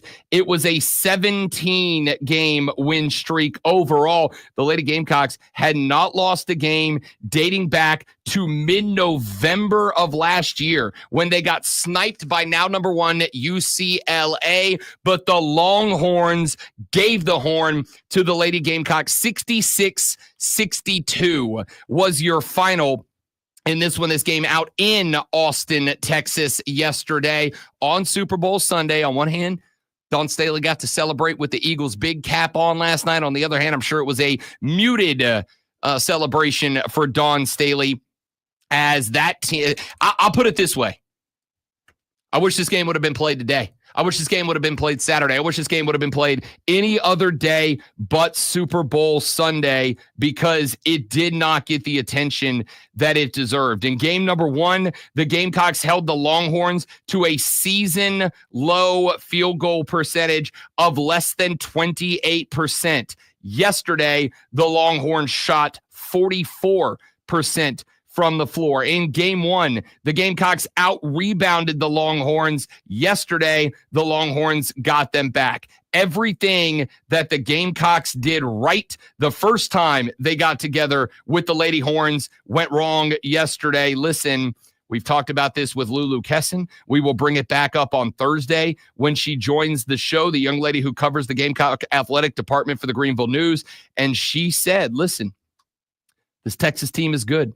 And the one thing that the Gamecocks just do not have this year that they had last year was a rebounding presence in the middle. She said a couple of times, if this team is going to lose, whether it's in the regular season, whether it's in the conference tournament, whether it is in the big tournament at the end of the year, if this team is going to lose, it is going to be because they do not have a Camila Cardoso in the middle. They don't have an Aaliyah Boston in the middle. They don't have that big presence in the middle to own the glass and own the paint, and it showed up yesterday. They got out-rebounded by the Longhorns, and they got outscored in the paint yesterday, 40-26 when it was all said and done. Here's the reality. If you cannot outscore in the paint in women's basketball, you can't win. That's just how that game is built. That's how that game is run. And the Longhorns dominated both the glass and the paint points. And that is why South Carolina eats its first conference loss in 58 competitions, just their second on the year. However, because it was an SEC game, we now have a 3-way tie atop the Southeastern Conference.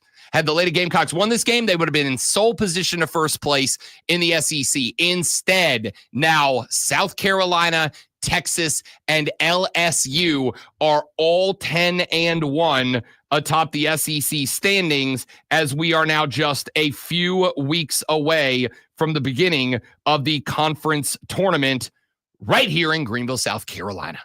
We'll keep you up to date on that. We'll talk to Lulu Kesson on Thursday morning. We'll talk to John Blau from the Post and Courier coming up here in an hour and 20 minutes. We'll check in on Brad Brownell and the Clemson Tiger men's basketball team, who got a fat dub against Cooper Flagg and the Duke Blue Devils. That is the Q1 win that Rob Brown told you a week ago. Clemson gets that win over Duke. They're in the dance.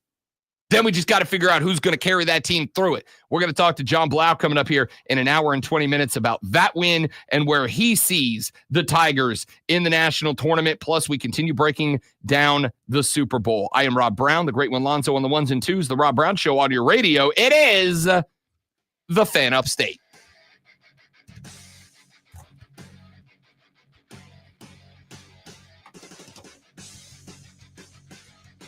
Yeah, no, I agree. And I mean, the pressure is kind of what killed off the mojo. And I honestly, this is one of the few games, Jacob, that I would say, I don't know if it would have mattered if the Chiefs ran the ball, honestly, because the Philly run defense is maybe better than the Philly pass rush.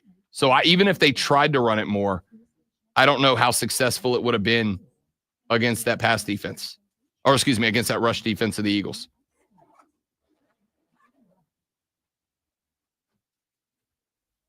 starts out as a nuisance, and then you just put up with it. But then that awful joint pain impacts everything in your life. Walking, climbing stairs, even getting in and out of the car hurts. Hey, it's Charlie James, and I'm talking about that always there joint pain in your knees, your hips, your shoulder, and your back. There is good news. QC Kinetics, groundbreaking treatments for arthritic pain. Long-term relief is now possible. At QC Kinetics, their regenerative treatments are sweeping the nation. Tens of thousands of QC Kinetics patients will tell you, don't wait, make the call today. Talk to the local medical professionals. These new orthobiologic cellular therapies, including PRP treatments, can revitalize your joints without...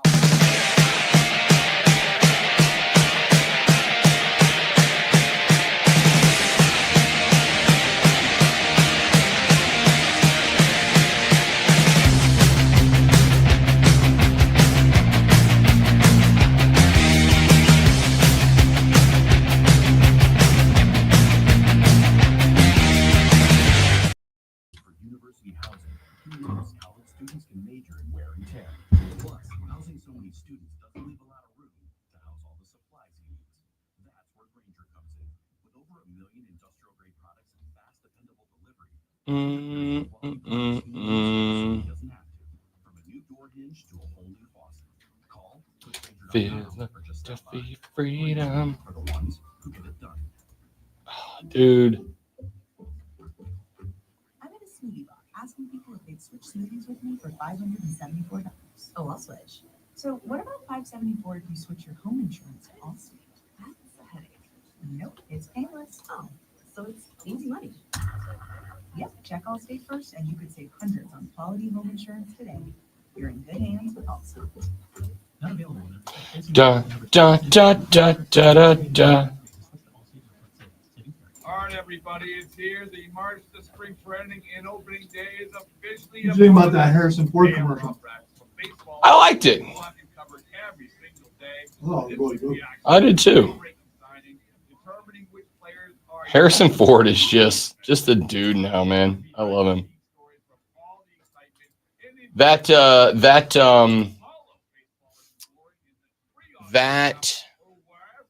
Harrison Ford, I don't know how else to say it. That Harrison Ford is the Harrison Ford that he plays in that Shrinking show. Educational costs in South Carolina, like scholarships, school buses, and technology initiatives. Playing for fun is a win for education. Visit sceducationlottery.com/educationwins for more information. Talk in Vegas with the Fan Upstate. Just download the free Odyssey app, log in, and listen to the Fan Upstate for at least 1 hour a day to enter. So is he in the new Captain America? Is he Thaddeus, or is he playing a different version of Red Hulk? He is. John Hurt died. Mm-hmm. Yeah, he took his place. That's what I thought.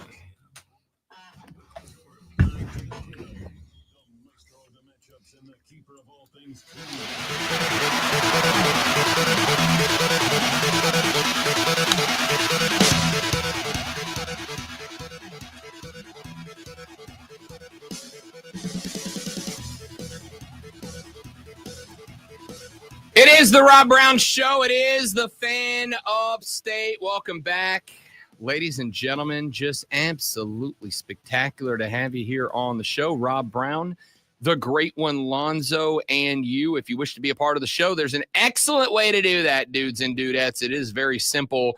844-326-3663. That's the number to call the show. 844-FAN. FONE. You can also text that number, 844-326-3663, if you want to come at us in that direction. You can shoot me a tweet at The Rob Brown Show. Shoot Lonzo a tweet at Lonzo on Word. Get at everybody up in the station at The Fan Upstate if you want to get at us in that direction. We'd love to have you on both the Twitters, the Facebook.com/The Fan Upstate if you want to get at us in that direction. Whatever you want to do to be a part of the radio broadcast, you are welcomed, encouraged, and invited to do just that. Continuing to break down the Super Bowl licks from last night. Listen, I've said it a couple of times. It is not just that I think that Philadelphia is now in a position to become a dynasty in the NFL, because I do. Here's what I genuinely think happens over the next couple of years. Because of the way that Howie Roseman, who at this point, if he's not NFL executive of the decade, I don't know who is, right? Because of the way that he has operated this team, and let's be very clear before I finish that thought, let me give you this one. Jeff Lurie, that whole staff, that whole crew has something that a lot of other teams don't. You want to know why it is that I have made such a big deal out of owners in the National Football League and the NBA and the MLB and everything else, but specifically in the NFL, why it is that I spend so much time discussing ownership? It is because, as much as some sports media talking figures will not say this, I will. Owners and their behavior have a massive impact on the team. Okay? They just do. And I'm talking about their ability to successfully navigate all of the business challenges that they face. Something that I do not even pretend to have an inkling of knowledge about. All right? All I can tell you is that, like, I've played franchise mode on Madden, the old ones. I don't know if they still have it because I didn't buy this year's because I didn't have a new console. I do now, though, by the way. Finally upgraded. Yay. I think you can play it on Game Pass. You can. I'm pretty sure you don't need to buy it. I'm pretty sure you are correct, which I need to. But on the old Madden general manager simulators, you had not just complete control over the roster, you had like stadium control, right? Like you set admission prices and popcorn and soda prices and all that in the game. And it all went towards whether or not your franchise was successful. I don't know how that's navigated in the NFL. And frankly, I don't particularly care.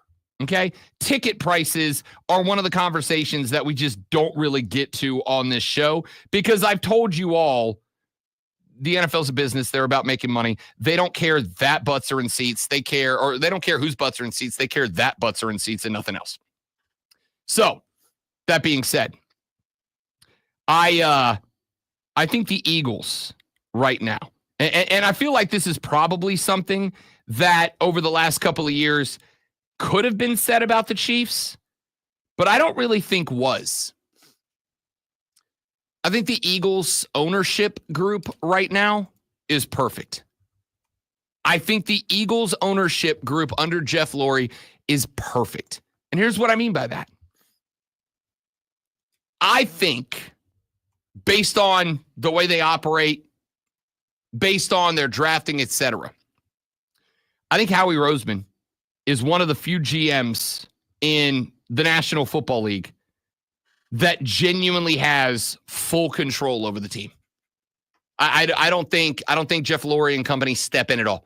I think Howie Roseman is given full and complete autonomy to operate that football team. And I say that because they have been arguably the most consistent team in the National Football League outside of Kansas City, Missouri.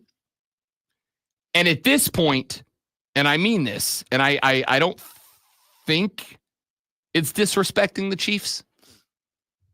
I got more faith in the Philadelphia Eagles right now moving forward than I do any other franchise in sports as a whole. I got more faith in them than I do the LA Dodgers in Major League Baseball. I got more faith that the Eagles stay on this trajectory than I do the Lakers or the Celtics in the NBA. And I do because they have consistently operated under a model for the past handful of years. And here's what I mean by that. What I mean by that is this.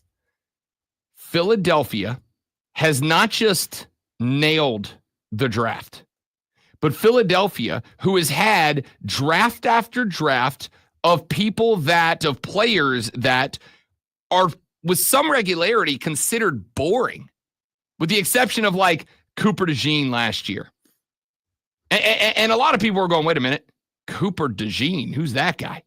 Not us here on the Rob Brown Show, because we deep dove him. We're like, that's actually a really good pick. But, we know ball. The Eagles draft picks have been boring. Why? Because what have they been drafting? Have they been drafting a bunch of wide receivers? They got a couple. They went and got Devontae out of Alabama, etc.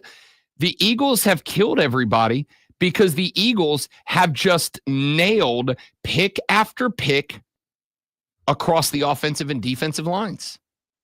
When Jason Kelce retired last year, the question that got asked 100 times, and fairly so, was that guy is the heartbeat of the team.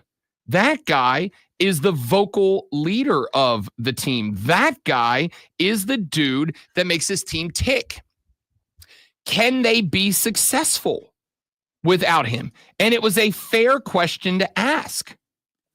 But the answer was right there in front of us based on what this team was leading up to Jason Kelce retiring. A team that just gets offensive and defensive lines that murderize you and do it consistently. The Eagles won that game last night. I mean, yes, because of Jalen Hurts and the fact that Jalen Hurts was on the Bleep You America tour last night. They won that game behind Jalen Hurts because the offensive line effectively neutralized Kansas City's very good defensive line. Somebody on the text mode brought up UNC Chris. Said no one was more angry through that game than Chris Jones. My guy was getting ticked.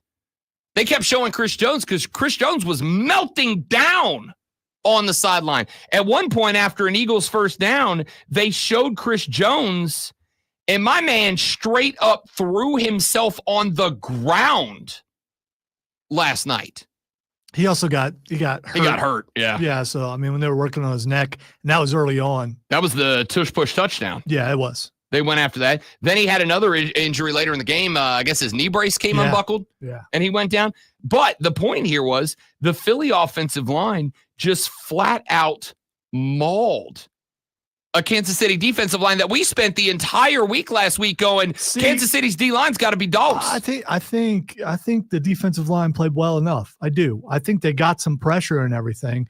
It's just they were like a half second off. They'd be back there on Jalen Hurts, but Jalen Hurts would make that pass right as he's getting hit or things like that. So I don't think that the defensive line was the problem. I think it was the DBs. Because there was too much broken coverage or whatever. I mean, how many Philadelphia Eagles receivers were wide open?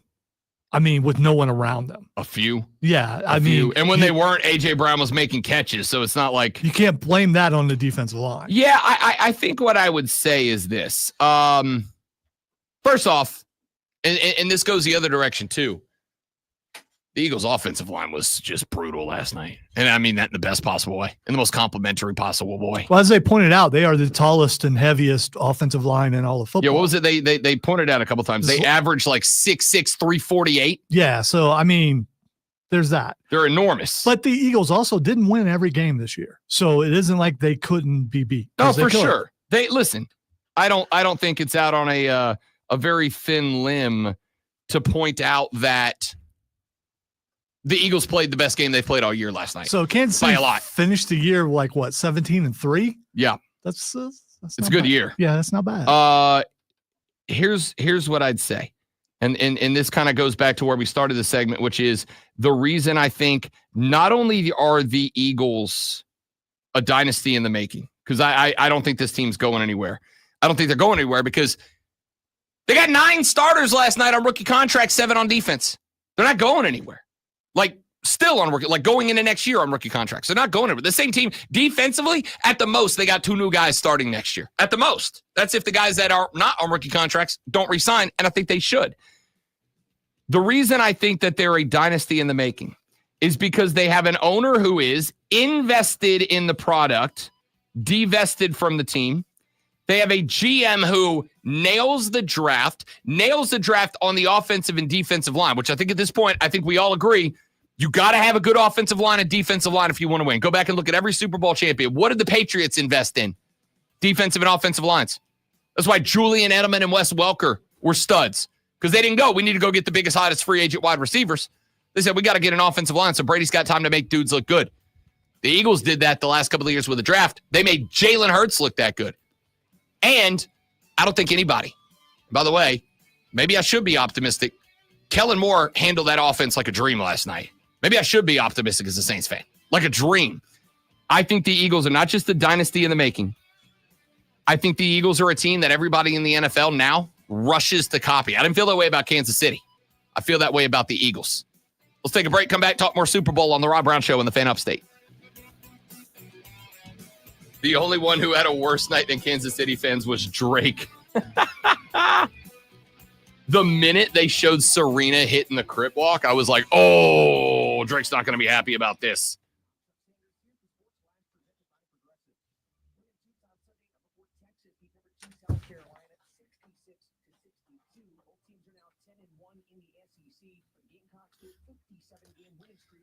Oh, baby. All right, give me 30 seconds, guys. I'm not going anywhere. I'll be right back.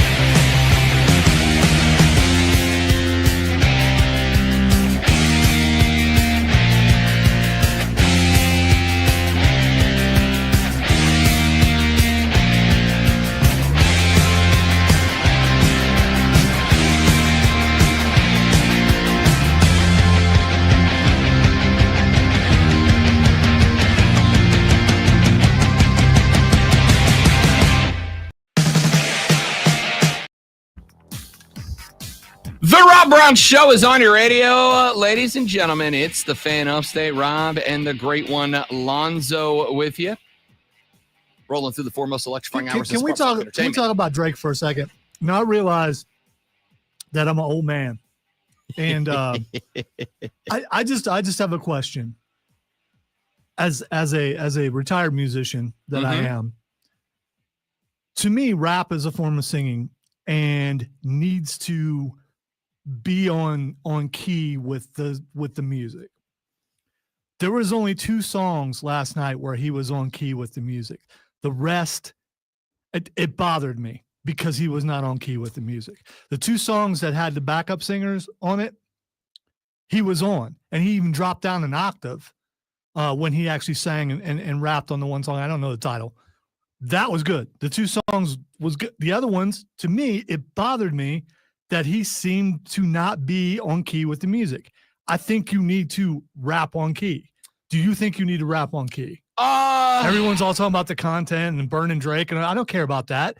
I want, even if I can't, even if you, and I don't like fast rap that much anyway, but it's not that my brain can't catch up. I can follow it, but it's just, I'm not a big fan of it. But I am definitely not a fan of not rapping on key with the music. Yeah, I would say it's track by track, and I would say it's artist based. The halftime show caught a lot of flack last night.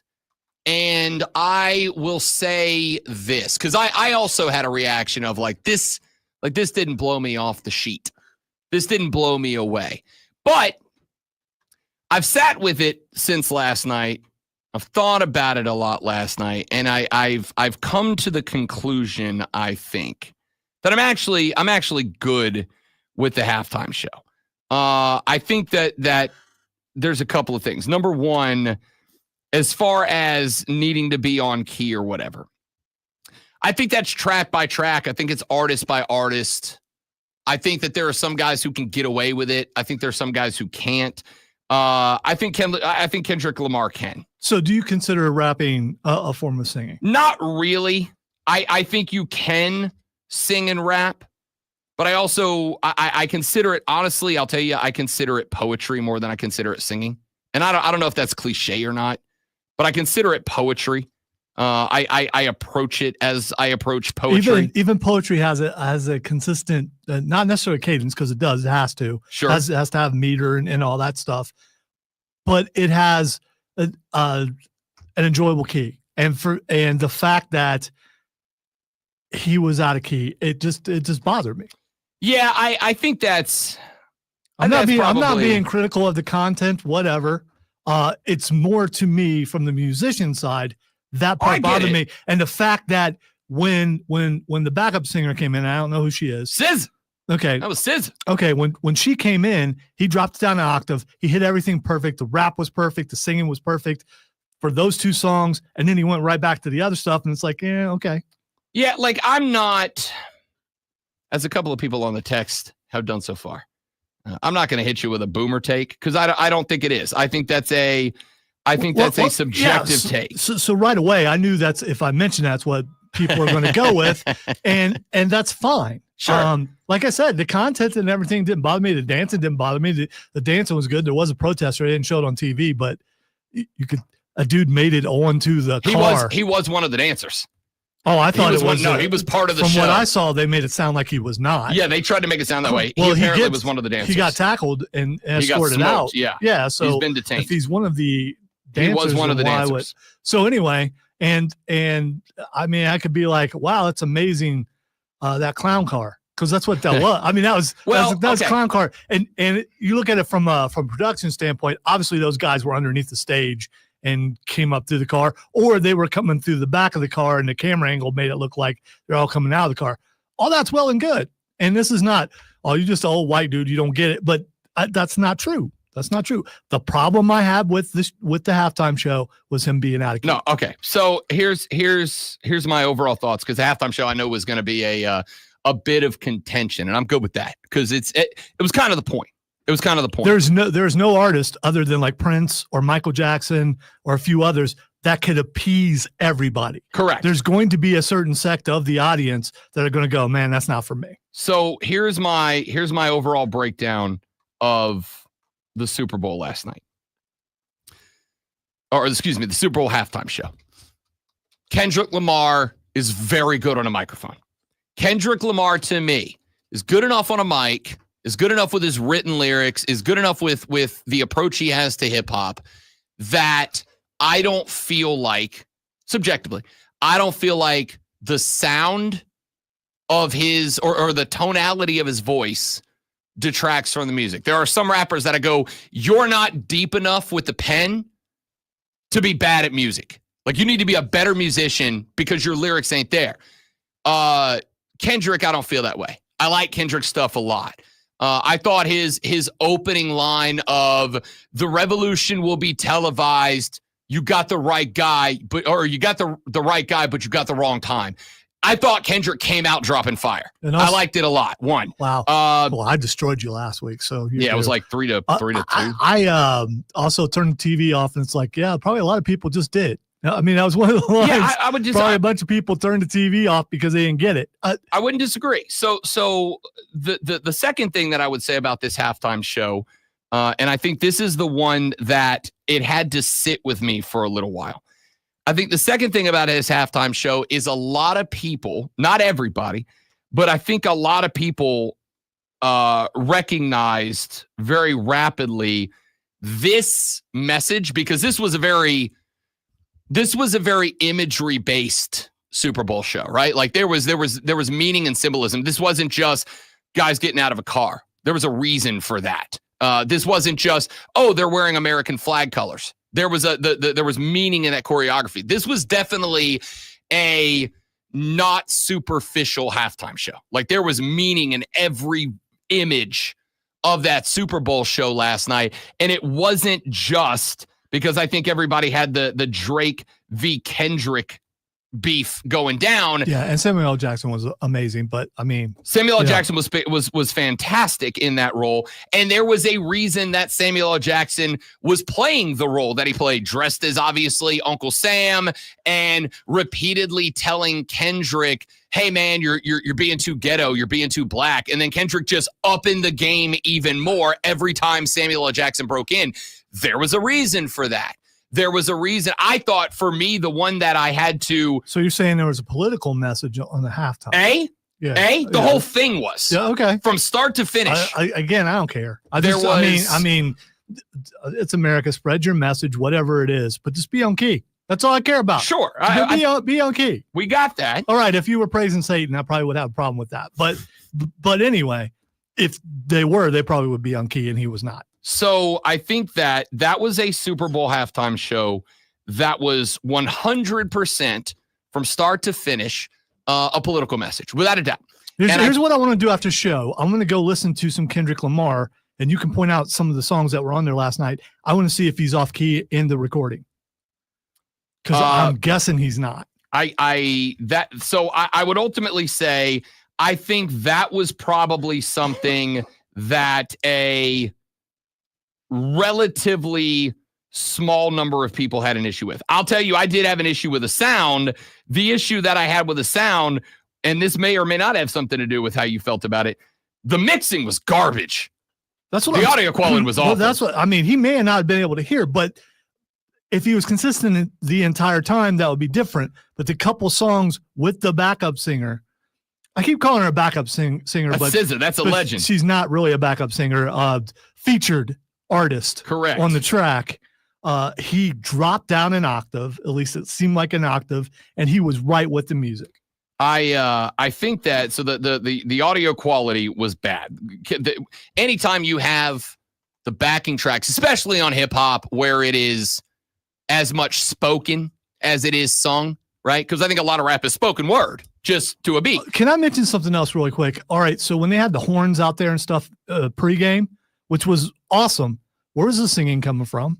Why did they have to put audio tracks over, the horn playing and all that stuff that was going on as they were leading up to the beginning of the Super Bowl? And I'm like, okay, where's that coming from? Why do you need that? I just want to hear the horns. Why is there singing in there? That makes it look like they're not really playing the horns, and they're playing the horns. I thought overall, I know I'm criticizing your town. I get that. Yeah, you are a little bit. But you're not. not criticizing Fox. I thought overall, the musical presentation, obviously as a New Orleanian, music is a massive part of the culture of that city, massive part of the culture to me. Therefore, it's important to me. I thought overall they did a really good job. I honestly, all week, did a really good job of featuring the culture of the city of New Orleans, something that I take a lot of pride in. But as far as the halftime show goes, I thought that the sound, the mixing was bad. I thought Kendrick was good. My initial reaction was, I don't really like the halftime show. But after sitting with it, watching it again this morning, as a matter of fact, I watched it again because I woke up. I said on Twitter, I was like, Dad, like I want to be blown away. And I wasn't. But I also came around to recognize that a lot of the symbolism, a lot of the imagery, and a lot of the metaphors that were told through the choreography and the images and all that weren't for me, right? Like they weren't aimed at me. And because of that, who are they aimed at? Black America for sure, young America for sure, and left-leaning America for sure. I think it was a pro or against. I think that's, well, I don't know if that's necessarily obvious. But you know what? Let me take that one step further. That's not entirely true. I'll tell you the part that jumped out at me the most visually striking. And this was the trigger for me to go back and watch that show again and do so with because I think the first time I was watching it, I was really just tuned in to hear Kendrick Lamar.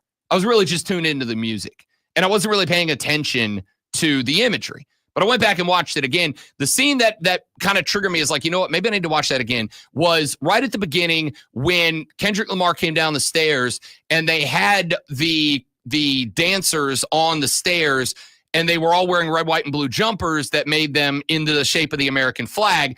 And if you'll notice that there is a split where Kendrick gets to a certain bar, and I don't remember exactly what it was or where it was in the song, but you will notice that American flag, all the dancers lean and they effectively rip the American flag in half. And that was the moment that I went, okay, like that's pretty slappy in the face symbolism right there of a country that is currently not just divided, but like very divided along a particular spectrum, and divided to the point that we are losing the ability to have conversations with each other in day-to-day public. So you're saying that they continued the divisiveness instead of trying to bring people together? No, I don't think that at all. I think that's what it sounds like.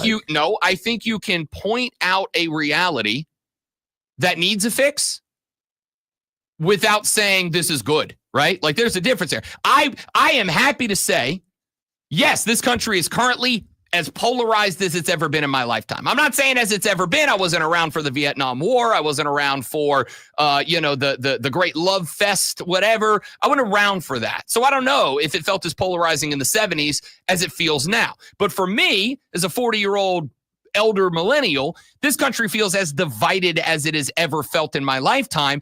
And I think you can point that out without saying it's a good thing. How has this division affected you personally? How is this division? Because I don't believe the division is there. I'm just curious how it's affected you personally. Here's what I can tell you. I can't talk about that on air without it becoming a very deep political conversation, which is this isn't the time or place for. If you want to have that conversation with me in the Fortress of Nerditude across the hall, 100%, I can give you an hour diatribe about it. How it has impacted me directly personally, for sure. How I can tell you that a friend of mine who is openly gay 2 weeks ago in downtown Greenville that I love was accosted walking down the street. I saw it happen. I had to step in and stop it. I saw it. I witnessed it. I was part of it.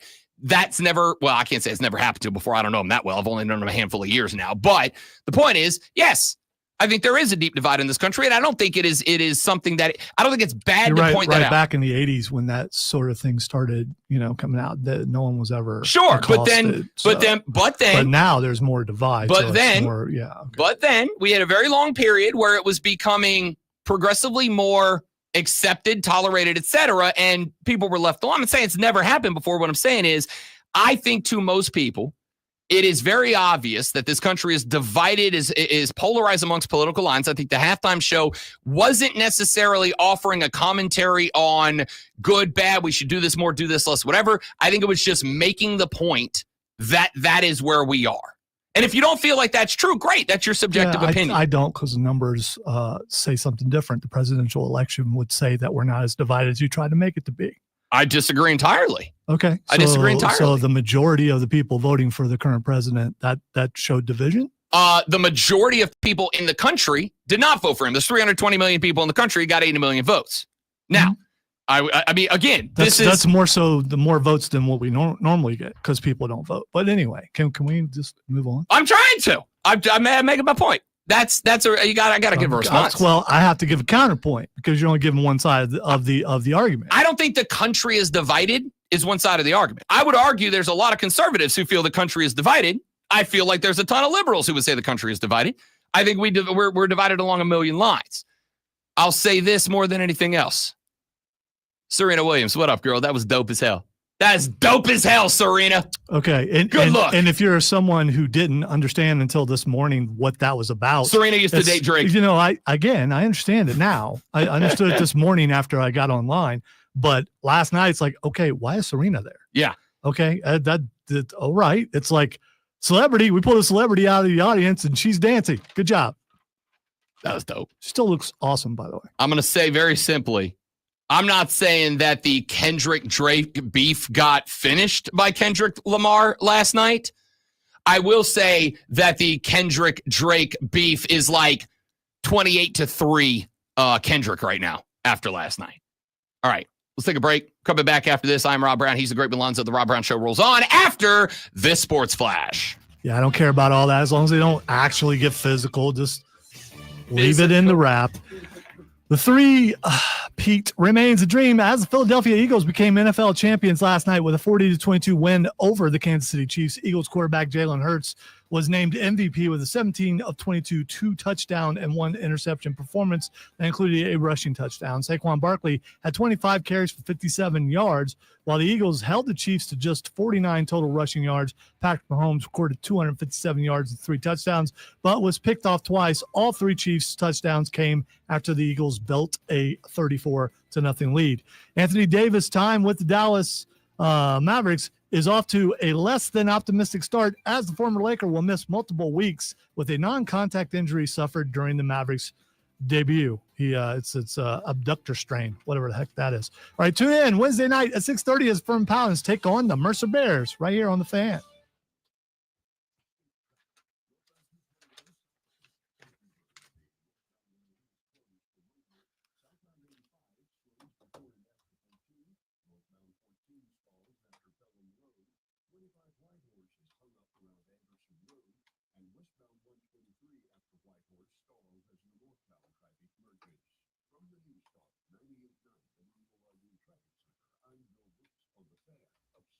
Historical karma? We'll discuss as we take a bite out of history with Eagles Market. Washington, D.C. was burned down on August 24th. Yeah, Trey, the Mountain Dew thing, that was weird, dude. It's like, I mean, it was creepy seeing Seal's head on the seal. I love that he was actually in the commercial too. Because I was thinking, they're not going to put his head on the seal and Seal not actually be there.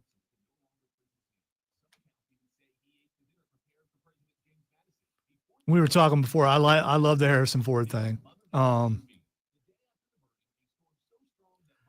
It's a weird, at least 2 mustache commercials from different companies, which were kind of creepy. Pringles was one. I think there was another one. I can't remember what the other one was. But suddenly, like, mustaches look like, let's creep everybody out with mustaches.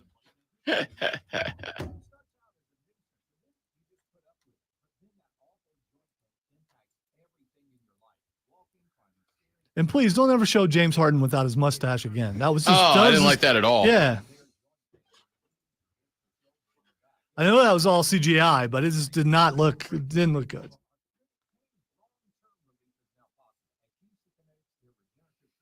And also during the pregame, Jimmy Johnson's, that whole CGI thing from when he was younger all the way to where he is now, and then not saying he quit. All right. You made it look like he quit. Did he retire? Is he being retired? Why do that whole package? You're just showing, hey, we have technology.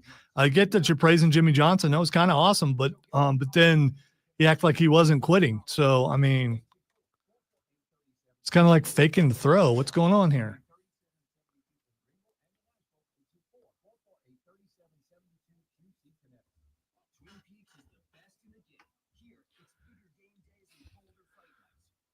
Also, I love the Dunkin' commercial. Thought that was great. Part 2 of the Duncan. Yeah, I got up and I didn't see that one. Oh, it was good. Was it was so good. And the two Chris's, the couple commercials, including Hemsworth eating a banana. That was not bad.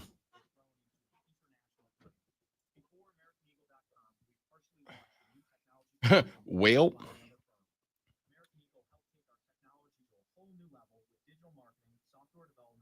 Yeah, that's the eyebrows thing. It was mustaches and eyebrows. I did like the end of the mustache commercial where Harden was like, "Can I get my stash back?" And Nick Offerman was like, "Nope, I like it." I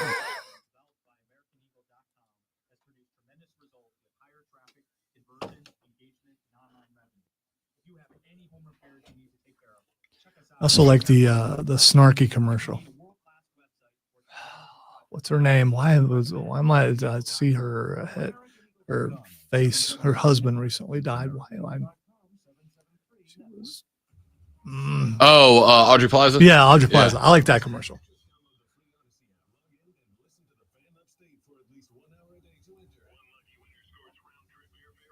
And the dude that played General Zod in Superman.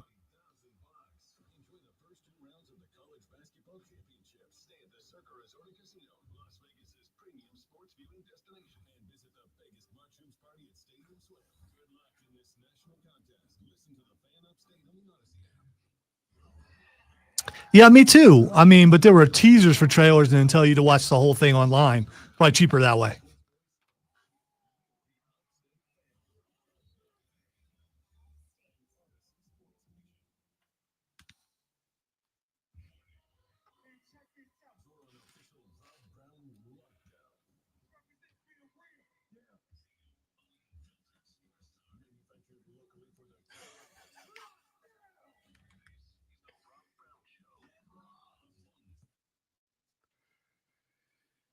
This is the segment we would ordinarily do the audio blitz, and we will get to it here in just a couple of minutes. We got John Blau from the Post and Courier coming up here in about 40 minutes from right now to break down Clemson's big win over the number 2 Duke Blue Devils. I think that's a get you into the tournament caliber win. Maybe even get you in as a single-digit seed type of win. We'll get with John Blau in about 40 minutes, but P1 Armada elitist Kane checked into the YouTube chat. And obviously Kane wasn't listening. No worries. It was very early in the morning, back towards the beginning of the show. Because Kane checked in on the stream and he said, kudos to you, Rob, for breaking down all the way the Eagles were going to win and picking the Chiefs to win. So no matter what happens, you're right the next day. You are a genius. Well, first off, I am. But Kane very clearly missed the segment that I did earlier in the show, and I'm going to do it again now because I want to, but I'll do the abbreviated version of it. That segment is this. I am real mad at myself. You should have watched the first. He had graphs and he did what's that? Venn diagrams. Yep. It was awesome. Like I was given a Fortune 500 company merger presentation. It was a TED talk. But I'm not going to very inspirational. I'm not going to break out all of the visual aids that I used back in hour number 1. I'll just give you the nuts and bolts. The nuts and bolts is that last night Rob Brown went to bed very mad at himself. This morning Rob Brown woke up very mad at himself, primarily not because I picked the chefs and I was wrong about it. That happens. But primarily because last night my phone went off, ping, and it said, the fan upstate has mentioned you in a tweet. And I went, okay, what's the tweet? Ooh, was it from a Dallas Cowboys fan? Show us. Wow. So a Dallas Cowboys fan was talking about a team that he absolutely should hate because they're in his division and whips his butt all the time. And he was praising that team. Was it that who it was? No. I mean, yes, that's who it was, but that's not what he was doing. That's absolutely what he was our doing. Dear friend Cole Bryson, host of Wire to Wire. Don't you defend him. Don't you do that. Come on. What our dear friend Cole Bryson, host of Wire to Wire with Cole and Diesel, that airs every single afternoon from 3 to 7 right here on this fine radio station, said in his tweet was, and I quote, I hate people who brag about being right. It's not cool. You shouldn't do it. I'm lying. I'm going to do it. The Rob Brown Show, Chiefs X. Lonzo on Word, Chiefs X. Diesel on Radio, Chiefs X. Yours truly, Eagles, check mark. I'll take my The Fan Upstate flowers any way I can get them. Now, I am going to defend Cole Bryson because that is exactly what Rob Brown would do. And did, and has done, and remains doing. When I get it right, you're going to know about it. No, this is the thing. Act like you've been there before. I mean, act like you've been right before. This makes it look like you've never been right, and now you have to stand up and say, see, I was right. I mean, I thought you were a Cowboys fan. How can you be excited about the Eagles winning the Super Bowl? He's not. He's excited about him being the only person on this station who made the right pick, and that's what he did. Wow. If I pick Denver to win the Super Bowl and they do, and I hate Denver, I'm not going to gloat about it. I'm just like, okay, I was right. Let's move on. Right, but you're the don't dance in the end zone, give the ball to the ref, and go back to the sideline guy. So some of us go unless you're a good dancer. I mean, there are some people that are really bad dancers. And I am. So, I am mad at myself, not because I was wrong, but because of why I was wrong. Because, as Kane has pointed out, and is exactly correct in what happened, I spent last week going, the Eagles are better on paper. I spent last week going, here are the guys who are going to make the difference, and calling them out by name and nailing it. The only one that I did not say was going to be a huge difference maker was Jalen Hurts. But I called Milton and Josh Sweat. I called all the guys that stepped up. Cooper DeJean, called all the guys that were going to step up last night and were going to have themselves a day. And I nailed it. And then I did something that in my years of broadcasting, I have regularly bragged about the fact that I don't do, which is I fell victim to a narrative. I fell victim to a narrative because as I spent the last week telling you repeatedly, the Eagles can do this and win. The Eagles can do this and win. The Eagles can do this and win. I then repeated something that I heard a lot of big-time national talking heads say.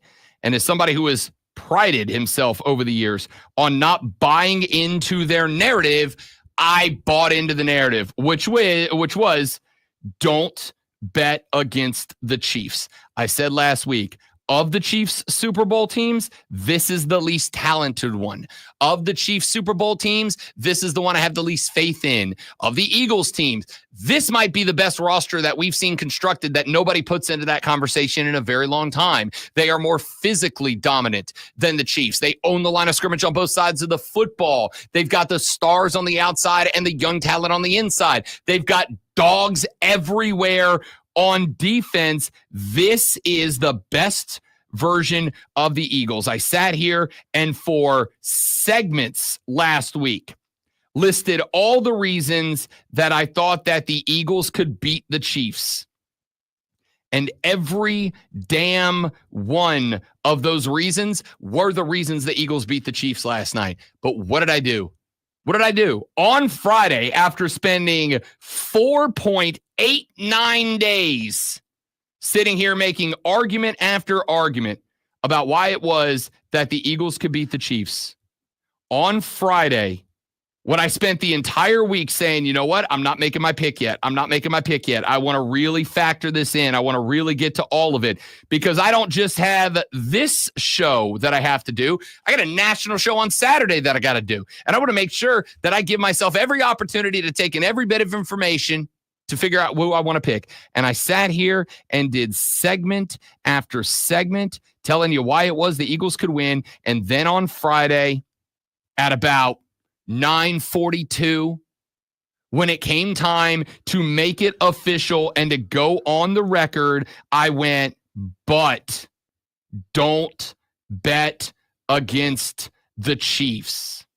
And I've said a gazillion times, I am never, and this is, sometimes you got to make a mistake. Sometimes you got to screw up. Sometimes you got to see yourself screw up. Sometimes you got to recognize it so that you can rededicate yourself to your game plan. Sometimes you got to miss a drive wide right, tell yourself power down. Don't go out there and try to kill the golf ball. You know what your shot is, hit your shot. And I didn't hit my shot last week. I hit somebody else's shot. I fell in line with all the morons that said, don't bet against the Chiefs, when I should have followed myself, and I should have said, you just listed 15 things that the Eagles do better than the Chiefs. Make your pick on the Eagles. And I talked myself out of it. Wow. I don't want to be here for this. I mean, you made a pick. Your pick was wrong. I picked the Chiefs to win. The Chiefs didn't win. I'm the only one on this station who should be hurt by that. And I'm okay, but I'm not going to go back and go, well, I saw the night. I was nervous about the fact that this was this, and I knew the offensive line was this way, but I went anyway, and I shouldn't have went with you made a pick and you were wrong. It happens. And I just go with what you did. You don't need to make an excuse for that. It's not an excuse. I really have a bigger problem with Cole, but you're starting to make me have a problem with you going back on. You made your pick. Let's move on. You were wrong. Okay. The Chiefs let you down, Rob. You thought they were going to win. You made the pick and you were wrong. You made bad picks before and you ate Vegemite because of it. There are picks that you make. Did you go back and say, do all this stuff on that? No. You ate your Vegemite like a man and you moved on. But I'll tell you, the issue here. Rub some dirt on it. Get back in the game. Let's go. The issue here isn't that I picked wrong, because I pick wrong all the time. All right, that's dramatic. I don't pick wrong all the time. I pick wrong some of the time. It's not that I picked wrong. This is one of those situations where it's not I'm mad that I got to pick wrong. You are correct. I host a gambling show every Saturday. I pick on that gambling show about 66, 67% on my big money picks. That's pretty good rate. That's pretty good. That's an I know ball level of picking. All right, pretty good. It is not that I picked wrong. It's how and why I picked wrong. It's not that I got it wrong or I had a bad read or, as we love to say in the gambling world, good read, bad result. Right read, wrong result. Should I apologize to you for my team losing? No. Again, okay, you got to – it's not about the loss. It's not about your team. This is about nothing but me. This is me about me. Right. And you're in the majority who on the station who lost. Right. Only one person won. But, and that was not you. That was not me. That was not Diesel. It was Cole. Cole won. Good for you, Cole. There is nothing in the world that drives me more crazy than a missed opportunity. When you realize you've missed an opportunity. When that opportunity is gone. Just out of there. When I miss an opportunity, I beat myself up about it for a very long time, because the reality is you can work hard to generate opportunities. And I like to think that that is a trait of mine. That's why I work 27 jobs, because I genuinely believe you got to have your voice in the right time, the right day, in front of the right person. And you get your voice in front of the right guy, the right time, the right point of the day, whatever, and you say the right things, that opportunity presents itself and you've got an opportunity to do something special. That's what happened and how I got this job. That's what happened that created a world where I've been able to accomplish so much and do so much in my career. I had an opportunity to look like a genius. And I did, because everything I said about the Eagles, I said correctly. Everything. What I could have done is had a bunch of social media clips that got sent out on the station's accounts and got sent out on the MGM Network's accounts and got sent out on the individual show accounts, because I labeled everything the Eagles could do to win the game. And then at the last minute, I let friggin' Dan Orlovsky and Colin Cowherd and all these people convince me that don't bet against the Chiefs is a good betting strategy. And I screwed the pooch. I missed an opportunity. And the only reason I'm upset at that, aside from the opportunity that I missed to have a bunch of clips of me being me going national today, is the fact that now I got to spend 4 hours this afternoon listening to Cole Bryson brag about it on the air. You don't, though. No, I do. No, I do. No, you don't. I've made the bed. I shall lie in it. No, you don't. You don't actually have to listen to it. I think everyone else should, because it's an amazing show. But you particularly don't have to listen to it. I need to be a better person, a better radio show host, I need to be a better Are picker. you going to do this every time you're wrong? Lonzo, have I done this every time I'm wrong? No. But this There's a might be difference. your standard in 2025. No, it's not. That when you're wrong, you're going to do this every single time. There is a difference between, hey, I picked wrong.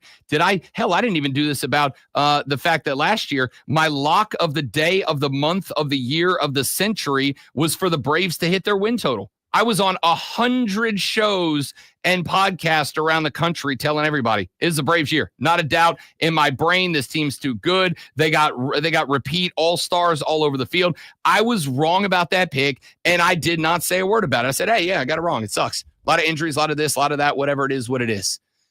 I was wrong on this one because I let outside factors influence me. That's why I was wrong. I let Rex Ryan influence me. That's not something I do. That's something I actively avoid. All right, so I let the haters on the outside get in my head. That should embarrass you a little bit if you're influenced by Rex Ryan. But it wasn't just Rex Ryan. It was the whole community of national talking Next thing heads. you're going to say you were influenced by Ryan Clark, and no one should ever say that on the air. I don't know who That they Ryan were Clark picked. Influenced by Ryan Clark. Was Ryan Clark spouting that you don't bet against the Chiefs? Dude, I don't know. I don't pay attention to that. I like Ryan Clark a lot, by the way. Yeah, and I can't stand him. I like Ryan Clark. I mean, that makes sense. It basically comes down to I let the outsiders influence me, and that's just a problem. That's problematic. I can't do that. All right. I'll tell you what I can do. Go to break, and when we come back here in just a minute from right now, we will run a bit of the audio blitz because boy, howdy, do I have quite a bit of sound from you over the weekend. We're going to get to some of it. Then we got John Blau with the Post and Courier coming on at 8:40 to talk about Clemson's big win over the Dukies. Good to see Dickie V back in the driver's seat, by the way. We'll talk to John Blau about that dub for Brad Brownell's Tigers and where he sees them in the march to the tourney. 9 o'clock, we'll finish up some audio blitz, and it is your show in the final hour of the show. Back after this, the Rob Brown Show, the Fan Upstate.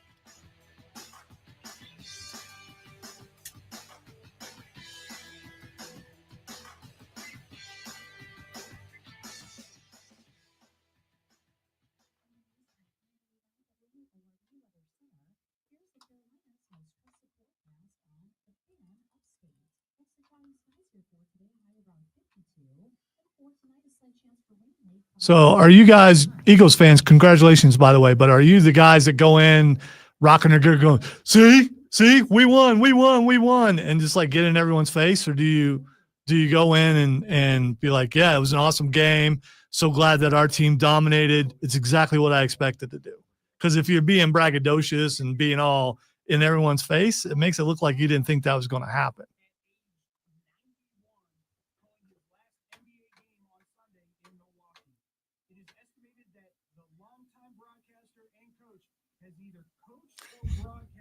I can't tell if this is what this is supposed to be or not. No, this was old. Yep. No, but it sounds like an actual segment for Beat the Books. It doesn't sound like they're in the middle of talking. Okay, Yes, now, yeah, I got it now. The way it was set up, his tone and everything, that's how but there was no music behind it. I should have been listening for the music.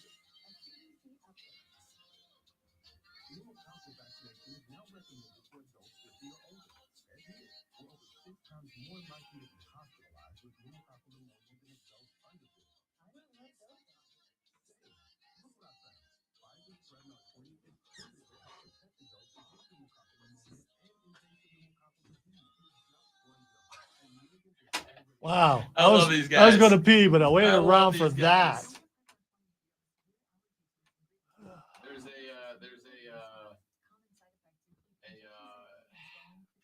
I don't know what to call it because it's like mariachi music, but it's a band. It's guitar and bass and drums and all that, and they just cover random songs in mariachi, like rock mariachi style. And they just did Cody Rhodes' theme song, and it's incredible.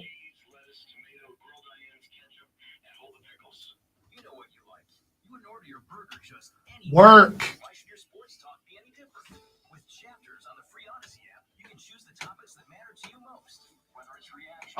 Trey, my guy.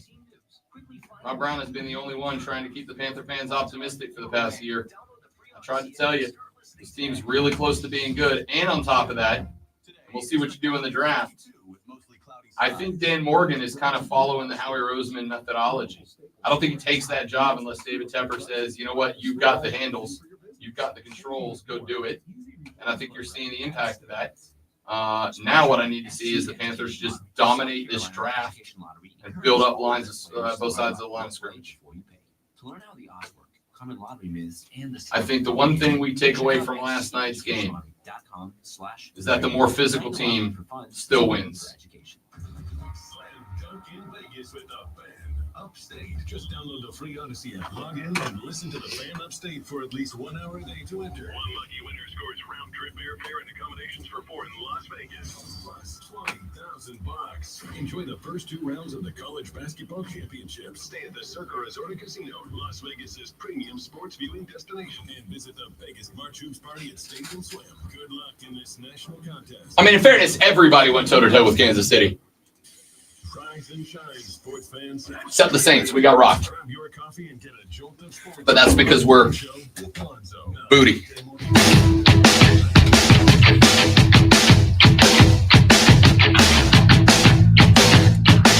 John Blatt with the Post and Courier coming up in the next segment to talk Clemson Tiger basketball after a enormous home dub over the number 2 Duke Blue Devils. The MVP of that game is whatever trainer didn't mop the spot that Cooper Flagg took the spill on and had a travel turnover late in that game. But as the old expression goes, sometimes Cooper's butt bounces your way. Yeah, don't imply that was intentional, because no, it obviously wasn't intentional. Yeah, I mean, because nothing is rigged like that. Not at all. It was a very fortuitous slip in favor of Clemson, but they still played a good enough game to make sure that it came down to that last second opportunity. So congrats to the Clemson basketball team. We are going to talk about that with coming up in the next segment, John Blau of the Post and Courier. All right, let's get some sound in here before we get out of here for that segment of the show. I'm not going to lie, there's some sports stuff and there's a lot of weird stuff in this audio blitz today. Let's start with the president of NFL Club Business, International, and League Events. That is the full title of the office of Peter O'Reilly. Peter O'Reilly was in New Orleans, Louisiana for the Super Bowl, and he said this. 2025, we've confirmed 3 games in London, our very first regular season game in Berlin, our first ever regular season game in Madrid, and more news to come as it relates to 2025.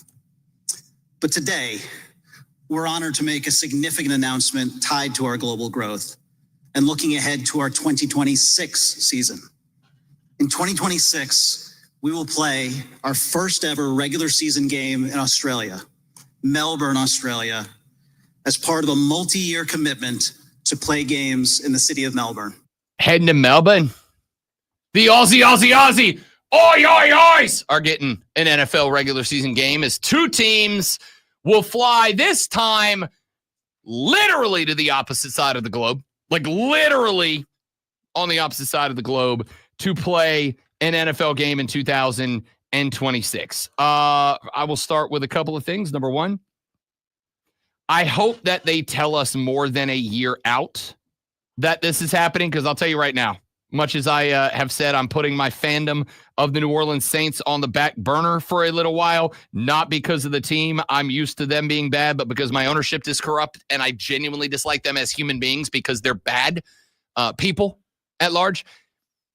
But if the Saints are heading down under, so that's my excuse to take the longest plane flight of my life. 100% flying to Australia if I get a Saints game in the middle of that trip. I'll go ahead and tell you now, I'm taking 2 weeks off around that game if it happens. All right. But we'll find out exactly where they are going to end up, or who is going to end up heading to Australia. You know who had a spectacular Super Bowl week? Jameis Winston. Refollowing famous Jameis, because Fox basically said, hey, J-Mo, here's a television crew. Here's a microphone. Go have fun, buddy.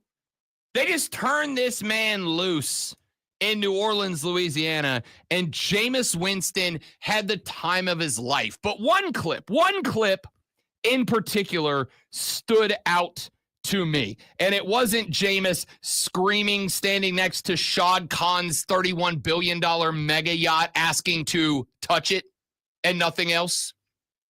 It wasn't. Did he get to? No, well, they cut away. I don't think he did. Oh, okay. I think straight up, I'm not kidding. I think the staff on Shad Khan's boat, because if you have a multi-billion-dollar mega yacht, you have a staff. I think the staff ignored Jameis Winston straight up.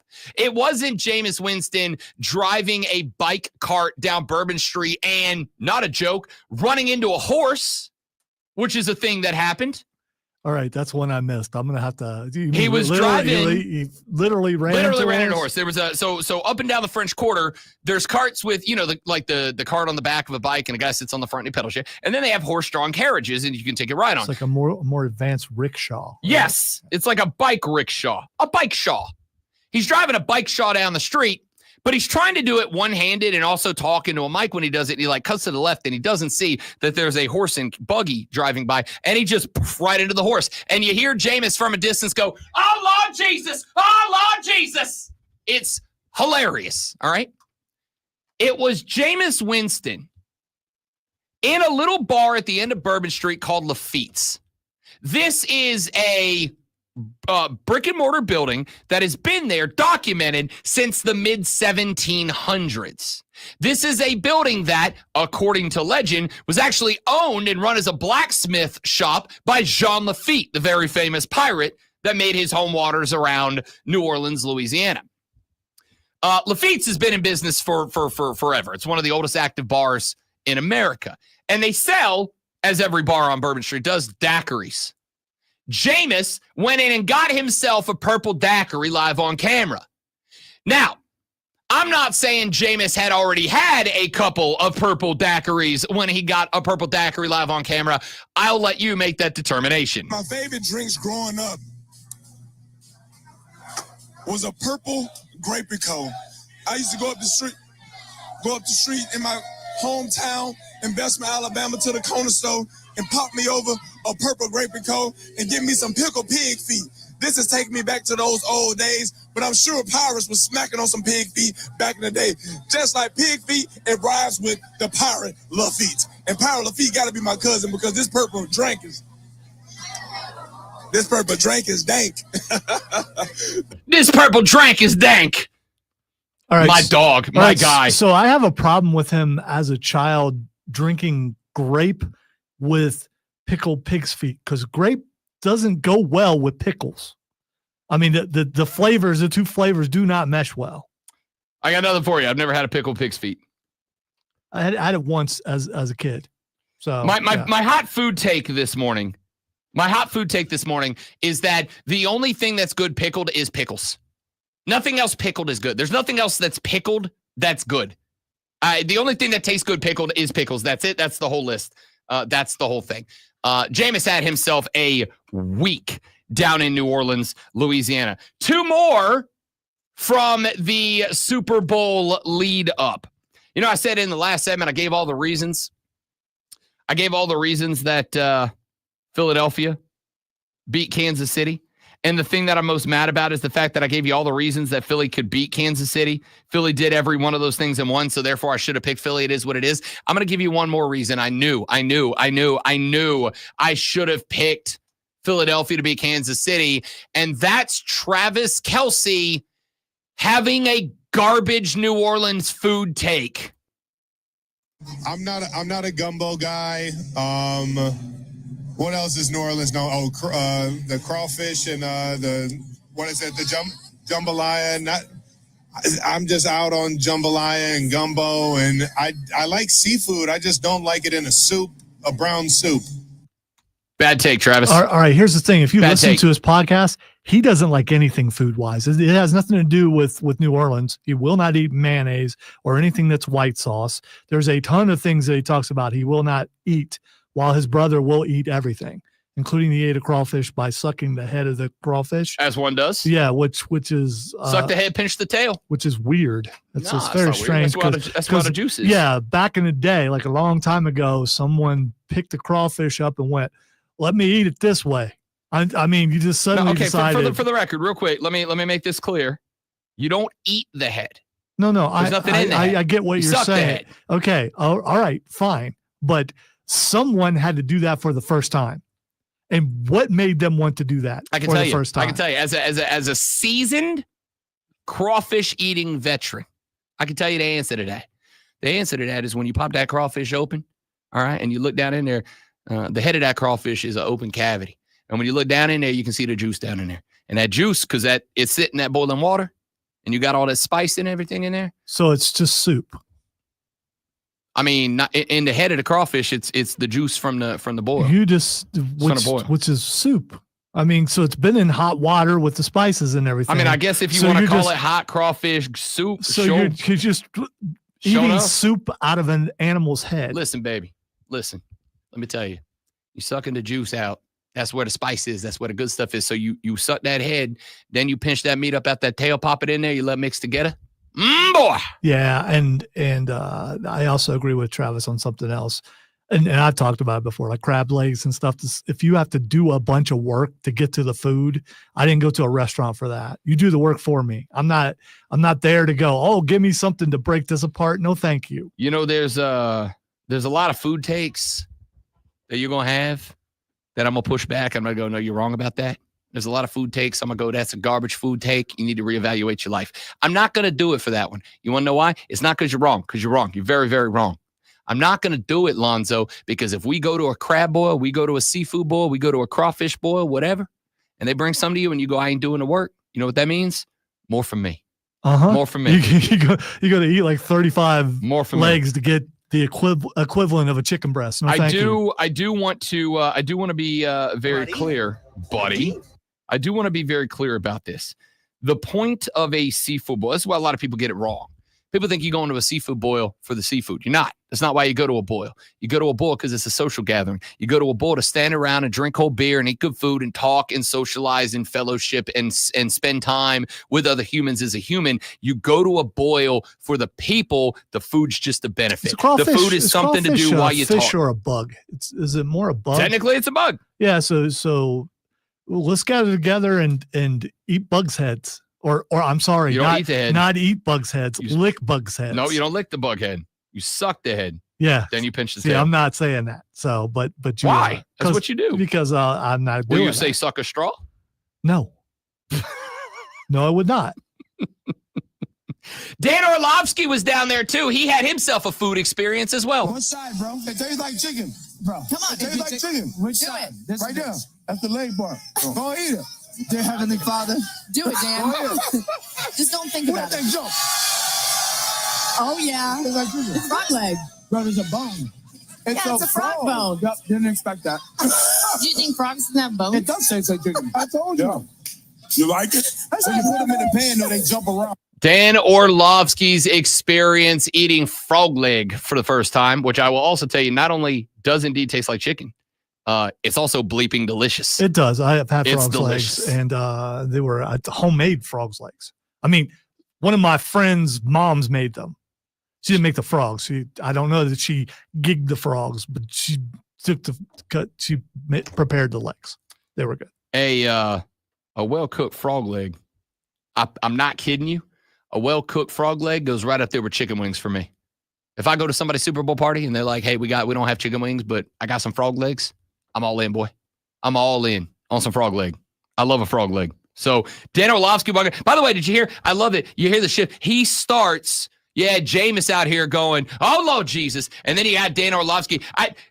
Jesus was dealing with a lot of people encountering stuff in New Orleans this weekend because Orlovsky was holding the frog up. I'd take a bite and he goes, oh, or dear heaven and father, or what, dear Father in heaven. Like he was praying that this frog leg, I guess, wasn't going to attack him or something. I don't really know. Well, but maybe- Orlovsky bit into maybe that thing, and you could see the revelation that it's pretty good. He was praying he wouldn't throw up. I guess. Yeah, that's on live that's national it. television. I don't think he thought he was going to die. I think he just didn't want to puke. That is the nightmare. That is the nightmare. So good on Dan Orlovsky giving something a shot there. I think we got time to get one more in here real quick. Do you know how I know that Jerry Jones and the Cowboys are in trouble?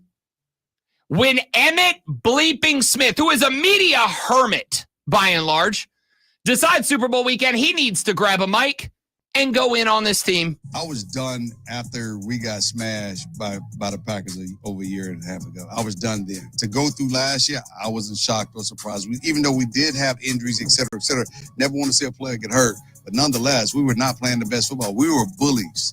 And what do I mean by that? We went and bullied Cleveland. But we couldn't bully the teams that was bigger bullies than we were. All the other teams we were supposed to beat on, we beat on them.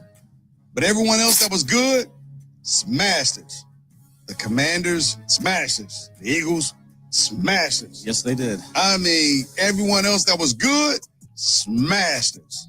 Made us like it. Who's your daddy? Kind of smash. When Troy is out, when Emmitt is out, and not just out, remember, again, Emmitt Smith has avoided, by and large, doing media for a very long time, came out from the shadows to criticize his team.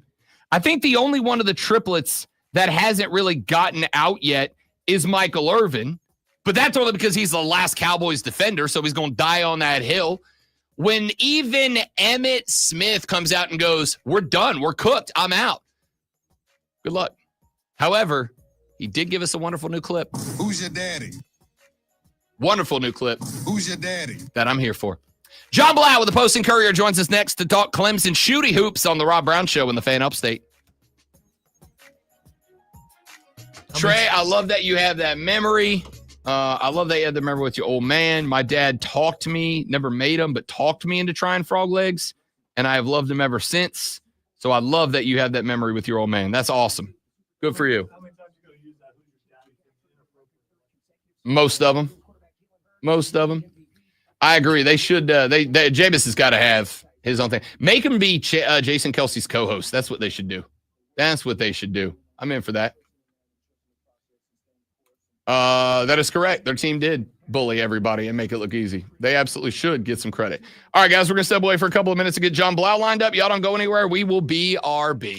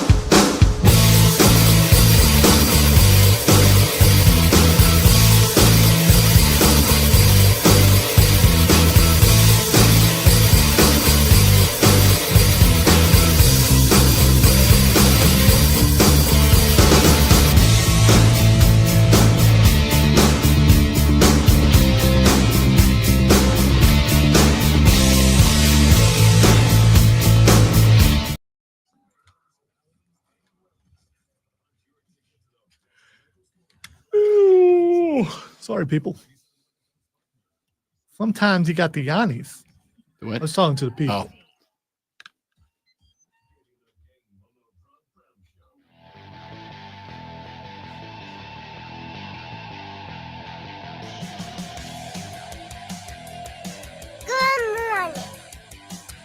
Tis How you doing?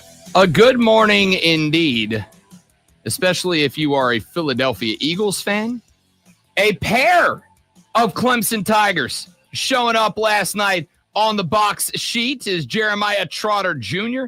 had a couple of tackles in that game. Will Shipley got onto the stat sheet with a kick return. Good day to have a couple of Tigers represented in the Big Game TM as well. To talk Clemson Athletics, joining us here on the show as he does every Monday at 8:40 a.m. A young man who covers the Clemson Athletic Department for the Post and Courier, the legendary John Blau, joining us here on the show. John, what's up, big dog? Happy Monday. How we feeling, big fella? Feeling pretty good. How you, Rob? I'm real well, bud. Did you stay up? Are you a late night to finish the Super Bowl guy, or do you call it early and catch it in the morning? Depends who's playing. I grew up in South Jersey, so I'm actually an Eagles fan. So I was going to stay up and watch the conclusion of that one with some friends. And so, yeah, if it was some other team, maybe I wouldn't even watch at all. But I was definitely watching the entirety of this game. Well, congrats on another Lombardi in the trophy case for Philadelphia. And we are going to talk Clemson basketball with a big win over Duke here in a minute here. But the Jalen Hurts Bleep You America tour made a stop in New Orleans last night. And I don't know why. I love this kid. I am super pumped that Jalen Hurts was able to kind of give the old bird back to the national heads who said he would be the reason Philly could not beat Patrick Mahomes. Yeah, he's had an interesting career, obviously starting at Alabama, having, Tunga Vailoa taking over for him and going to Oklahoma. And then obviously he was in the Super Bowl a couple of years ago and had a pretty good game, but obviously couldn't pull it out. And for him to play the way he did, nearly perfect other than that one interception. He's obviously overcome, like you said, some of the haters, some of the adversity, and it's obviously definitely a meaningful win for a guy like that for sure. We talked a little bit a couple of weeks ago in the NFC Championship game because Will Shipley got in late, had a big, long tutty run that Saquon Barkley gave him a name drop in his postgame presser. Last night, Jeremiah Trotter Jr. got out there, had a couple of big tackles on a Philly defense that was just dominant start to finish. A couple of Clemson guys getting onto the stat sheet last night. I'm sure that Dabo was happy to see that, especially considering I don't know that there's a better recruiting chip out there for the top level guys than we got a couple of boys who are making their names in a Super Bowl. Yeah, you look at the careers of a Will Shipley and a Jeremiah Trotter Jr., that they were during that 3-year period where Clemson didn't make the playoff, which is obviously was a disappointment for the program, not something they were used to. And for them in their rookie seasons in the NFL to win the entire thing, that's a heck of a story. And obviously they're each a story in themselves. Jeremiah Trotter Jr., obviously the son of Jeremiah Trotter. And I think everybody keeps circulating that picture of Jeremiah when he was just a little baby being in his dad's arms, after they win an NFC championship. And I think I saw post game that literally him and dad, they stole the Lombardi trophy so they could go around doing post game interviews.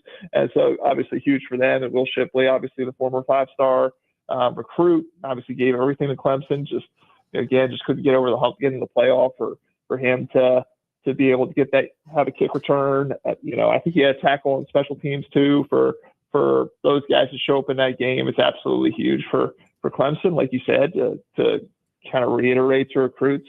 We develop talent, we get them to the NFL, and they achieve at the highest level. Without a doubt. John Blau from the Post and Courier joining us here on the Rob Brown Show and the Fan Upstate, talking a little college basketball now for the Clemson Tigers. And I think we gotta go back, John Blau, and talk about this win at home, 77-71 over the Blue Devils. Clemson able to kind of run away there late after Cooper Flagg took a spill and got called for a traveling, turned the ball over. Clemson was able to really kind of ice it after that. Let's start with the 36,000-foot view on this game. This is one of those quadrant one wins that I think Clemson was kind of lacking. I have blamed it on the ACC as a conference being down. There's just not as many opportunities for those quad one wins as there have been in years gone by. So this game, to me, not just the result, the game itself, but certainly with that dub, to me, Clemson's got to be a tournament team after this win. Yeah, because especially look at the couple of quadrant one wins that they have. I mean, they beat Kentucky on their home floor, which was a top 5 team at the time. And you beat now number 2 Duke on your home floor. To have 2 top 5 wins in a season, you've absolutely proved it's not a fluke. I mean, that when you play up to your best level, you can beat anybody in the country. And they showed that again, this past weekend. And Victor Larkin was absolutely insane. I mean, 9 of 12 from the floor. I mean, just a completely different team when he's on the floor, when he's not on the floor. Obviously, the loss to Georgia Tech, he was in foul trouble. They only had him for about 16 minutes of a 55-minute game, but he has 22 points against Duke. I mean, they're really able to, take advantage of the space that Duke's kind of perimeter-oriented defense gives you. And Chase Hunter has some big buckets at the end of the game. Didn't have his best game, but at the end of the game, driving to the rim, getting a go-ahead bucket, and just overall, just the defense they were able to employ on Cooper Flagg. I mean, he went off late, but I mean, for most of that game, he was pretty just, MIA. They were really able to shut him down, which is quite a statement. So yeah, I mean, I think Clemson again proved they can beat quality elite teams with elite players because they got a pretty well-rounded lineup. When that lineup's intact, they're all playing well. John Bilal joining us here on the Rob Brown Show in the Fan Upstate. What was the difference to you in that loss to Georgia Tech? Because it was a bit of a head scratcher. Tech's not a bad team, but they ain't Duke. So what was the difference in that loss to the Wreck in Atlanta to then turn around and to beat a genuine Final Four threat in Duke the very next game? Yeah, again, I think Victor Larkin is just so important because they don't really have another center. I mean, Christian Reeves, the transfer from Duke, I mean, he's really just a developing guy, not quite ready for long, stretches of minutes, and they had to play Ian Shefflin at the 5, who's undersized to play that. They got ravaged on the defensive boards. I mean, Georgia Tech had 24 offensive rebounds. I mean, you just can't allow that number of second chance opportunities. And a game that you had a chance to win in regulation and in overtime number 1 and overtime number 2. I mean, the number of second chance points Georgia Tech was able to get, I mean, that's basically the difference right there. So they absolutely did a much better job against Duke on the boards. I think they won. I think it was 36-23. I think on the boards, and I think it was 11-8 advantage on the offensive rebound. So that is probably the biggest key. And again, Chase Hunter, I think, making shots. I mean, he missed some shots in that Georgia Tech game. Obviously, everybody's griping about the 3-pointers he took at the end of those periods. But, he's made those shots more often than he hasn't. So, I go back to Larkin. I go back to the rebounding, and I feel like they cleaned that up big time against Duke to win that game. Is that going to be something you expect to see consistently? I mean, obviously, we kind of know Brad Brownell's a dude that is going to come in and work on polishing every single week. How do they, A, make sure that becomes the image of this team? And B, was there a game plan to kind of protect Victor around the rim? Maybe not allow so many guys to drive into his chest and draw contact. Was that part of what Clemson adapted to in this game? Yeah, I don't know if it's as much as that with Victor as it's just the silly fouls. I mean, Brad Brownell was talking about it post-game. I mean, there was one foul, for instance, that Victor got against Duke where he turned the ball over at the top of the key. He was frustrated. He goes and dives for the ball and absolutely, almost tackles the other guy and then ends up picking up with a foul. And those are the fouls that, Brownell has talked with Larkin about, just kind of, when he's within himself and he's not playing out of control, he's a very good player and he doesn't get into foul trouble. When he is out of control and kind of just starting to take swipes at people because he's getting frustrated or he's not quite in the right position, that's when he gets into trouble. So I don't know if it's as much about protecting him as him just protecting himself. He seems to have that ability to not draw fouls, be pretty straight up when guys make contact at the rim. So I think that's a big deal. And then other guys just have to take up the slack in terms of the rebounding department as well. Chauncey Wiggins, for instance, is a guy that, Brad Brownell's been harping on for years, trying to get this 6'10" guy to rebound a little bit better. I know he was actually under the weather for most of the week leading into the Duke game. So maybe didn't get that production there, but that's certainly something they're going to be harping on for the rest of the season with Chauncey Wiggins. So talk to me a little bit about Brad Brownell, because, I got a text from a buddy of mine after that win over Duke that said losing to Tech and then turning around and beating the number 2 team in the country is like the most Brad Brownell thing that could happen. And I really kind of looked at it as like, what a microcosm for this career. John Blau, when I moved here in 2020, one of the segments I was asked to do as an audition was to evaluate Brad Brownell as the coach and ask, is it time for Clemson to move on? That was 5 years ago. Since then, multiple tournament runs, an Elite 8 run, a team that's beaten this number 2 Blue Devil team, but there just always seems to be those little hiccups. Was that Georgia Tech loss, hey, it's college basketball, everybody's going to lose a couple, or was that kind of that kick in the butt moment that this basketball team maybe needed as we get closer to the ACC tournament? Yeah, just the way they played this year, though, I don't know if this is much, Brad Brownell, chink in the armor type deal as, like you said, just kind of that's basketball. Every now and again, you're just going to not play as well, and you're going to maybe not hit certain shots that you have hit. So I guess beating Duke the next, few days later, I think that kind of, shows you that this isn't a team that's as susceptible as others. Obviously in the non-conference, they lose a couple of really tight games to South Carolina and Memphis too. But I think overall, when you're looking at Brad Brownell's career, it's Clemson. He's not going to be able to recruit the 4 and 5 stars in some of these elite programs. They're able to recruit. He's developing talent. That's what he has to do. And sometimes there's going to be growing pains for certain players like a Chase Hunter or Hunter Tyson, a PJ Hall, those guys. Obviously, PJ Hall is a higher ranked recruit, but there's been ups and downs for those guys, and you're kind of wading through those. And obviously, it also integrating a lot of pieces from the transfer portal. He's not, he's kind of closing the gap there by being able to recruit some guys from the portal, but then you got to mix all that talent together. So I think he works with, a set of circumstances that not every coach in the country does. And sometimes, I don't know if that's as much about Brad Brownell and him as a coach as it is just about the program and the realities that he's living with. And sometimes it takes a little bit of time, or sometimes there's down moments just because the talent gap between him and other schools isn't that great. So, but I guess that's a long way of saying I think Brownell's pretty good. At getting the level of recruits that he can at Clemson, getting what he can from the transfer portal, melding it all together. I just think sometimes there's going to be hiccups, and there haven't been as many of those, I would say, this season for Clemson. I think that's fair. Last one, then we'll let you go. John Blau, obviously coming up next this evening, a quick turnaround. This team back home to take on North Carolina. It's a short rest game, John Blau, but I would make the argument, even with Carolina being down, even with them not having the season that they were hoping to have, this game tonight feels like it could be the exclamation point game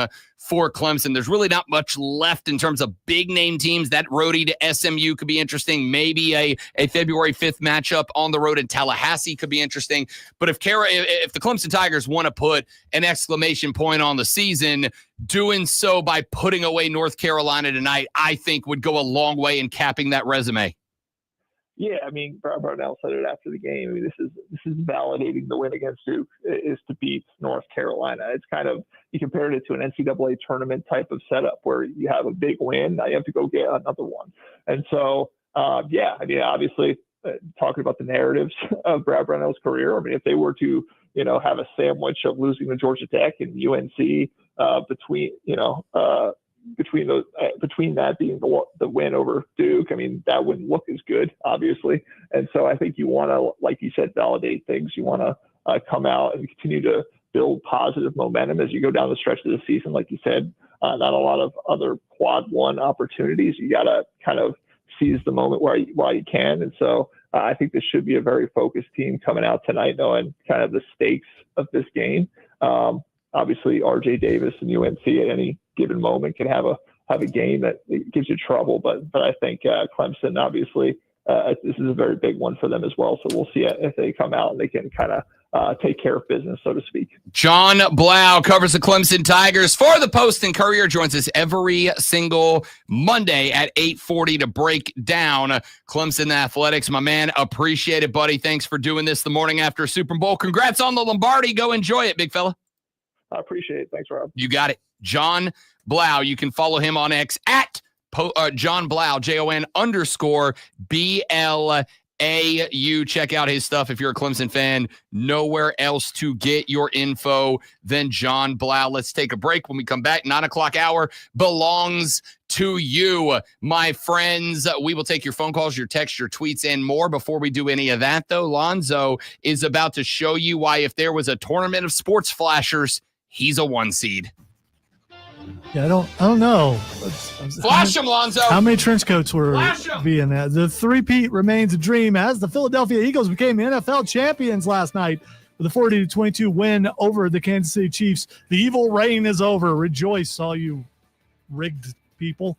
Eagles quarterback Jalen Hurts was named MVP with a 17-22 2 touchdown and 1 interception performance that included a rushing touchdown. Saquon Barkley had 25 carries for 57 yards, while the Eagles held the Chiefs to just 49 total rushing yards. Patrick Mahomes recorded 257 yards, 3 touchdowns, but was picked off twice.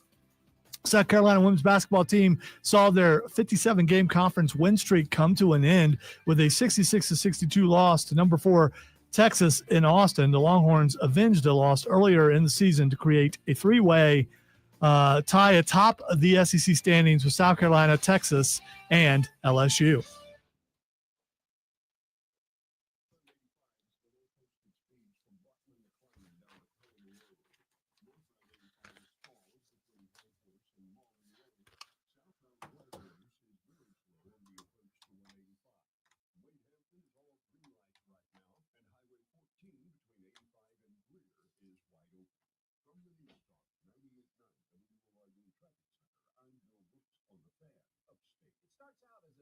I hope so, James.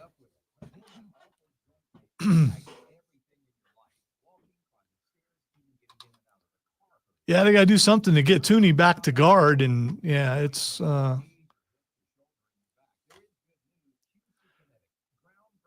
they've had really good offensive lines, and then they don't stay together. I mean, those guys end up going to get more money somewhere else.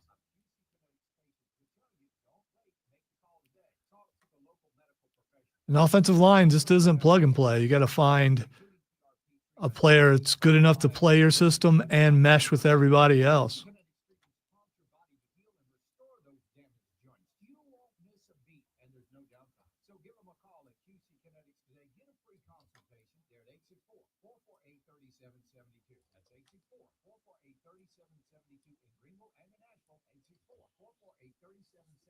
That's the other thing. You don't know how many of the players will be sticking with Kansas City. I guess you can go and do a deep dive into who are free agents and all that kind of stuff. You don't know who's going to stick with Philadelphia. There's still not nearly as much movement in pro football as there is in college football, though, which is weird to say.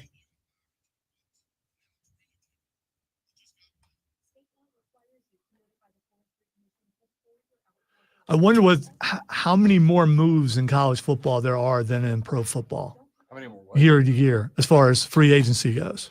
Oh, there's like 15,000. Right. I was going to say it's at least, 10 to 1 or something like that? It's a lot. Yeah, I know. There were some drop balls that shouldn't have been dropped. It was D-Hop had a bad one. Yeah, it was. I mean, he was wide open. Yeah. That was bad. He had 20 more yards to go. You know, some of the passes. Well, one of the passes Kelsey dropped, he shouldn't have, and then I think there was 1 or 2 more he should have caught them. Oh no, he shouldn't have caught them because they were bad passes. Mahomes missed a bunch too. He did, and then like the one interception, his lineman went. He straddled his lineman's leg as he was throwing it. It's just, Someday you'll see things my way. 'Cause you never know when it's going to go. Someday you'll see things my way. Cause you never know when you're gonna go. Limp Bizkit on the deck today. You know, maybe the blow is a little bit lessened for me this year because Ohio State did win the national championship. Yeah. So, I mean, that's, so one of the football goals was met this year. The other one, you got to the dance. You just couldn't finish it. Tough dance to finish. Tripped on your way to the dance floor with the girl. Well, got a concussion. Yeah. Have no idea what happened. I would go, you left the girl that you brought looking for something better. Right. You did.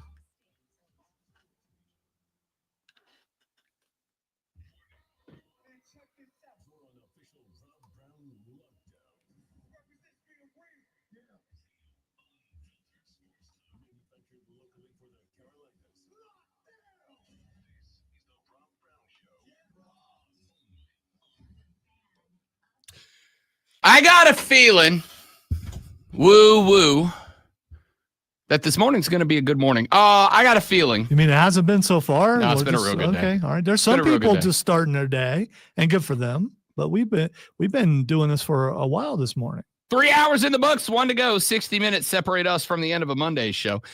I got a feeling that the National Football League is about to change a little bit. Those of you that over the past handful of years have lamented the fact that the NFL has lost its toughness, lost its physicality, lost its grittiness, I think that you're about to get your wish.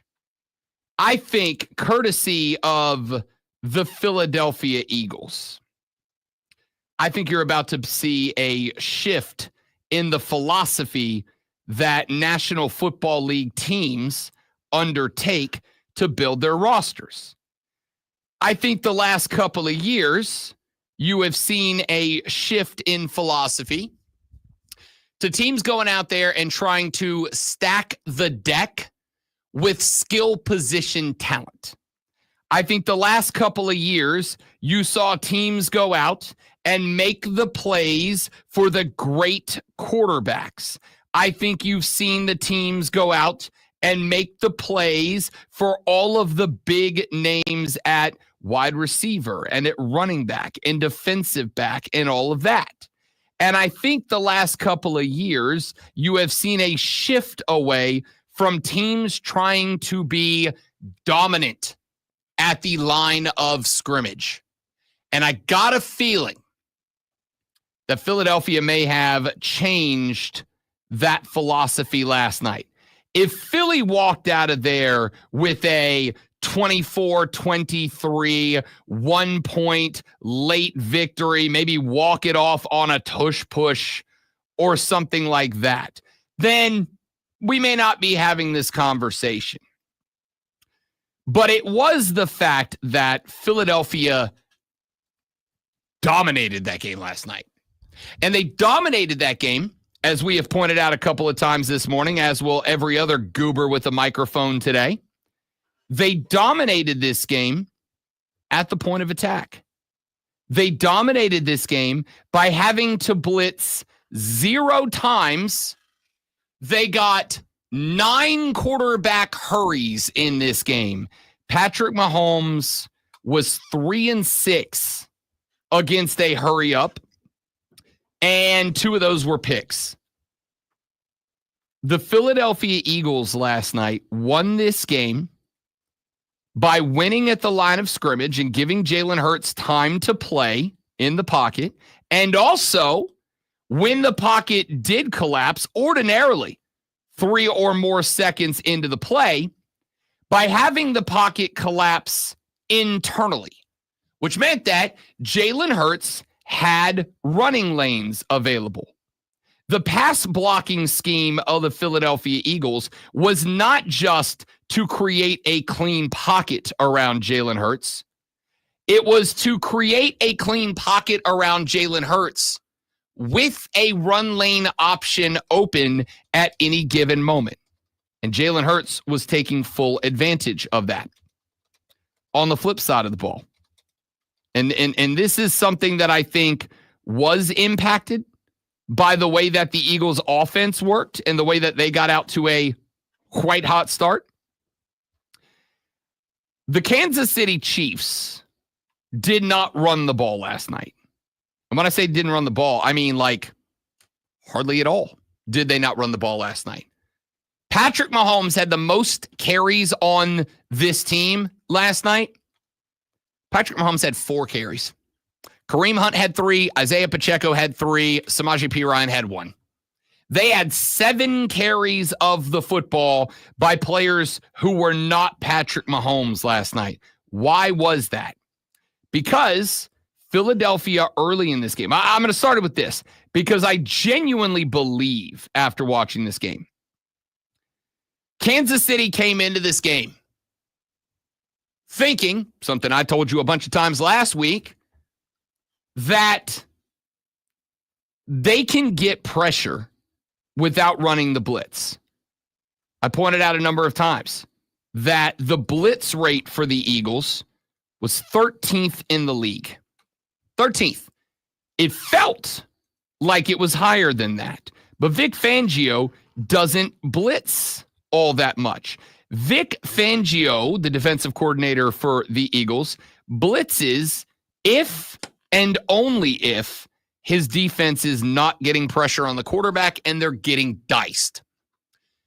I think Kansas City came into this football game last night with the game plan of, until they start blitzing, we believe in Patrick Mahomes' ability to extend plays, get outside of the pocket, and improvise us into greatness. And instead, what happened on the first 2 Kansas City drives was that the Eagles' pass rush, which had 0 blitzes involved in it. Actually, I don't think they blitzed in this game at all. I think that's the wildest stat. 0 blitz. Didn't have to. They created so much havoc that Mahomes was running for his life from a 4-man pass rush. And so Kansas City, I think, came into this going, we're going to throw the ball. We're going to throw a lot because we do not believe that their pass rush without a blitz is going to be able to stop Patrick Mahomes. And what happened was they did. And by the time the Chiefs were able to look and recognize that Philadelphia was owning the line of scrimmage with the defensive line and that they were going to have to run the ball, they were down 17-0, and every drop of momentum at that point, every drop of momentum belonged to the Philadelphia Eagles. The Eagles won that game. We can talk about A.J. Brown, 3 catches, including a big tutty. We can talk about Jalen Hurts and the fact that he has now had 2 Super Bowl appearances and has played exceptionally well in both of them. 1-1 in those Super Bowls. We can talk about that. But if you want to talk about where it was and how it was that the Philadelphia Eagles won this game, the answer is the line of scrimmage on both sides of the football. That's where they won and lost this game. So, to me, when you look at the draft classes that general manager Howie Roseman has put together so far for the Eagles over the past couple of years, they have dominated it by doing 2 things. Number 1, they go get the best players from the best college football programs. This is why there's the joke right now about the Philadelphia Bulldogs, because they got like 9 Georgia guys on there. Why is that? Because they go get the best players from the best programs. And over the past 5 or 6 years, the University of Georgia has been the best football program in college football. So they bring guys out of it. They got a bunch of Alabama guys, including their quarterback and their number 2 wide receiver. Why? Because for a bunch of years, Alabama was the best football team in college football. They go get the best dudes from the best programs. And the second thing they do in their path to nailing the draft is they get big and they get good linemen on both sides of the football. They get Jalen Carter. They get Josh Sweat. They go get Milton Williams. They go get guys, edge rushers, defensive linemen, offensive linemen that are big and are talented, because that is a position that isn't sexy in the draft. How many of you, with the exception of guys that are picked inside the top 5, how many of you have watched your NFL team with a late first round or a second round pick draft an offensive guard, draft a defensive nose tackle, and you're like, I gotta get on Twitter and celebrate this pick right now? Not very many of you. They're not sexy picks. And unfortunately, a lot of general managers and owners have the mentality of, let's go get the sexy guys out of college. That's a weird way to phrase that, and I regret it. Let's go get the wide receivers. Let's go get the quarterbacks. Let's go get the running backs. Let's go get the defensive backs, the cornerbacks. Let's go get the guys at the positions that sell jerseys. And we'll worry about the offensive linemen, the defensive linemen later. The Philadelphia Eagles have taken the opposite track.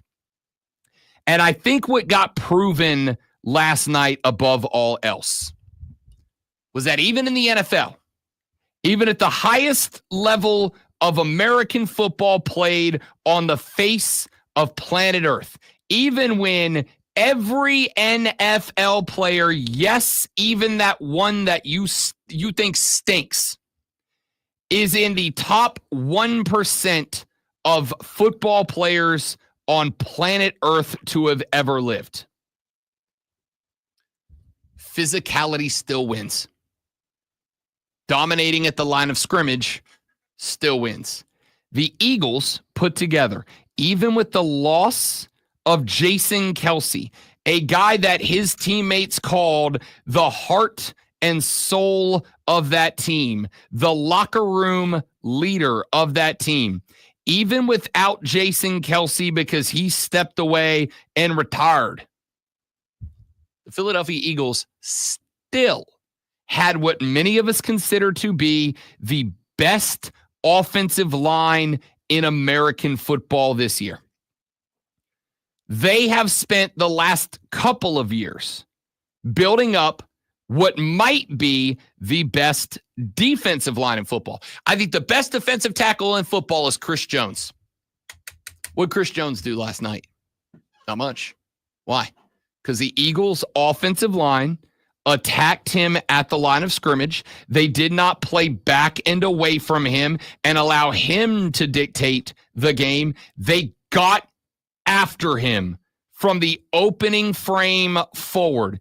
And that guy was a non-factor. The best defensive lineman, arguably in the entire National Football League, was not a factor last night. On the flip side, the Chiefs' offensive line, and we can chalk it up to injuries. They've had a lot of them the last 2 years. We can chalk it up to the injury bug. The reality is the Chiefs' offensive line got manhandled last night. The Eagles' defensive front seven was in charge of that game from snap one to final whistle.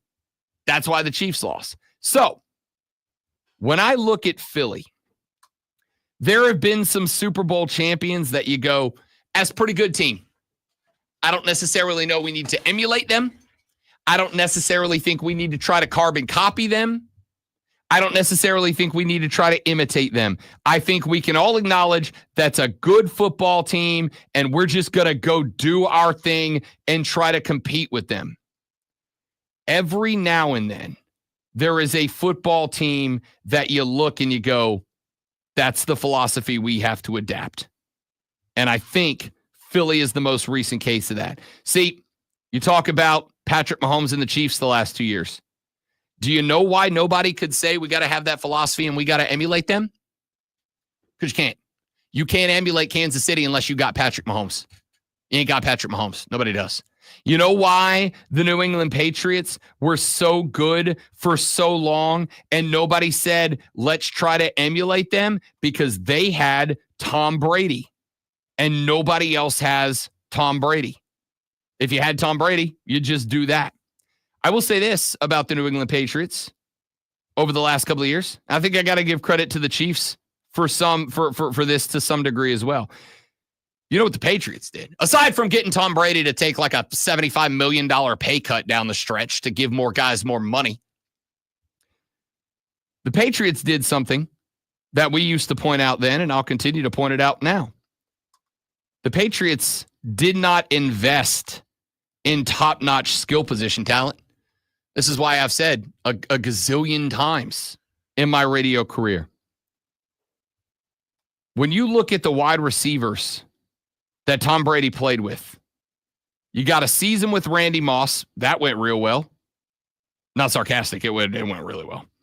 But you look at the wide receivers that he played with, and by and large, you got what? You got Deion Branch thrown in there, Wes Welker, Julian Edelman. I mean, good players. Good players. None of them necessarily feel like all-timers. Why not? Because the Patriots knew where the moneymaker was. It was the guy wearing number 12. And so where did the Patriots put all their money in their salary cap rotation?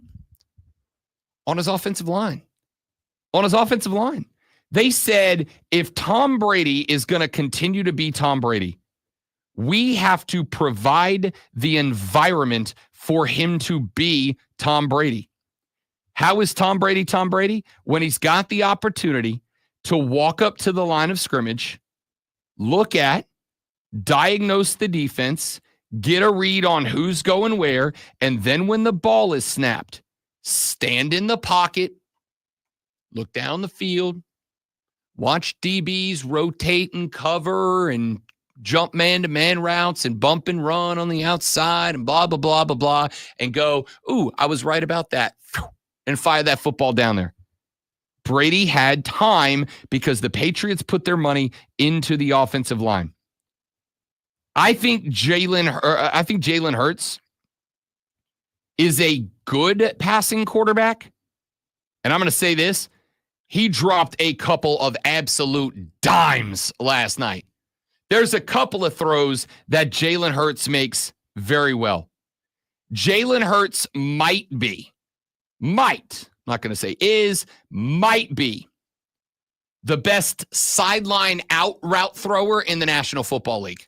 For whatever reason, this dude is just exceptional at finding an out-cutting wide receiver and putting the ball on the dot.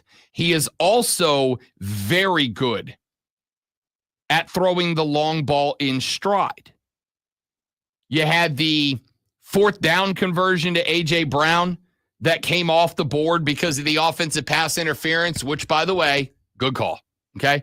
I made a couple of jokes on Twitter early about how, we're just going to go ahead and get the controversy started on the opening drive. Why not? Let's have some fun.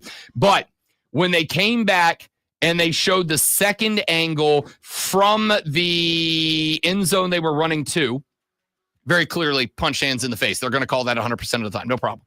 That ball was a dime. He had another over-the-corner drop to A.J. Brown later in the game. That was a dime as well. You know why he this year has been so good at dropping those long-distance bombs into the breadbasket? Because he's not under pressure. Because he can stand back there and take and make a throw. And I think, unlike the Chiefs, who you can't emulate because they have Mahomes and you don't, unlike the Patriots that you can't emulate because they had Brady and you don't, you can emulate having a Jalen Hurts. You can emulate the Eagles. How do you do it? You draft defensive linemen, you draft offensive linemen, and you fill in the skill positions with free agents from all that money that you save by having all your starters, 9 of them last night, playing on rookie contracts. The Eagles have just started a trend where I think NFL teams are going to go back to focusing on owning the line of scrimmage. Those of you that say football has lost its toughness and its grit, you can thank the Philadelphia Eagles because you're about to get it back We're about to be back on the Rob Brown Show after this. It's the Fan Upstate.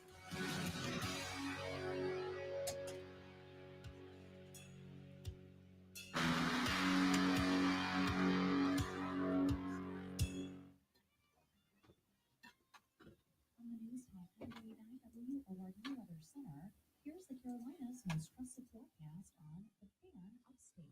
Trust the cloudy skies for today, high around 52. For tonight, a slight chance for rain late, cloudy about So Friday, after the show, I went home. I did some work. I got done about 1, and I was not in a siesta mood. So I was like, you know what? I'm gonna finally fix the Bro Cave to make it more studio-ish because I wanted to hang monitors on that wall. I'm telling you about that. So I decided after I went shopping for what monitors I wanted to get, that instead what I was going to do was buy a 40-inch flat screen HD 1044 resolution TV. And I was going to mount that and use it as a dual TV/computer monitor.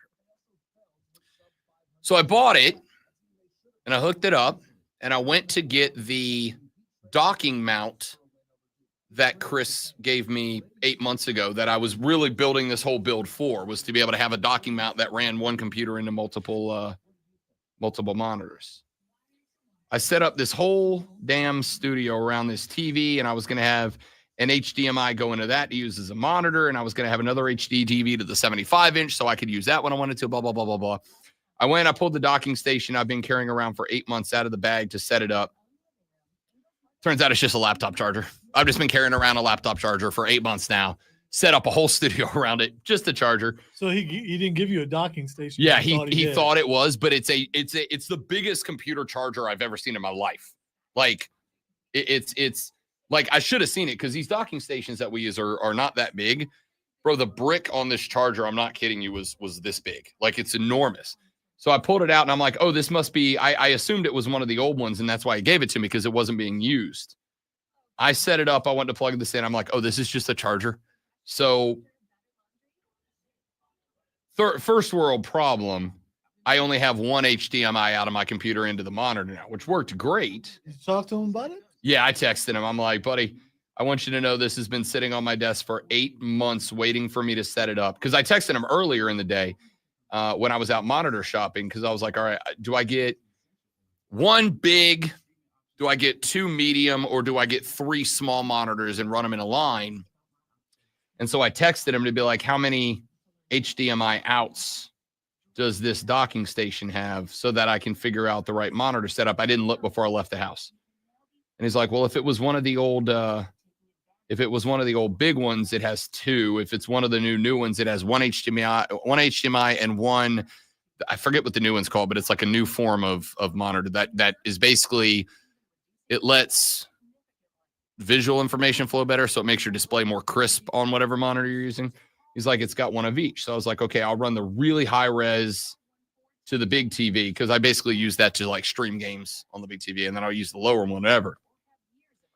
So that's what I decided to do. I set the whole thing up, and then I'm like, this is a charger. And he's like, been looking for that. I was like, well, turns out I got it, buddy. For the last almost a year, it's been on my desk. But he said he's going to get me a new one today. He said, I got a couple of extras. I'll give them to you. But I'm going to tell you, it's very nice now, because I can, when I'm doing like the Saturday show, I can use the bottom half for a monitor for the TV, and then I can have websites up top showing games so I can look at the wall. And B, now when I want to play video games at night, I can still put games up on the TV on the wall and have them on in the background. And when football season rolls around, that has now increased or when March Madness shows up, that has now increased my television total in the Bro Cave to 6. Well, since I have to redo floors, I'm probably going to redo a lot of my stuff in there. But I'm going to tell you, you buy a 31-inch TV for Costco for $100. I'm about to stack my walls with like 6 31-inch TVs all the way around. Can you do that thing where like one thing's in it? There's a way to set it up. Yeah, that's I really want to. I want to build a wall. I was telling Alonzo during the break, that last Friday I got inspired. Like once a month, I'm like, you know what? I'm actually going to be a hard worker today. Got inspired. Went home after the show on Friday. Did my post show work. The lady friend and I have had some family stuff we've been having to take care of over the last couple of weeks. So Friday, after I did the work stuff, and we've kind of gotten to the point where that situation had come to a head, I didn't really have a lot to do. I decided I was going to finally hang I wanted to get a 2-monitor setup. For those of you that don't know, on my Saturday show, Bet for the Cycle, which airs from noon to 4 on the Bet MGM network with myself and former Major League Baseball player Cody Decker. You're welcome for your Saturday plans from now on.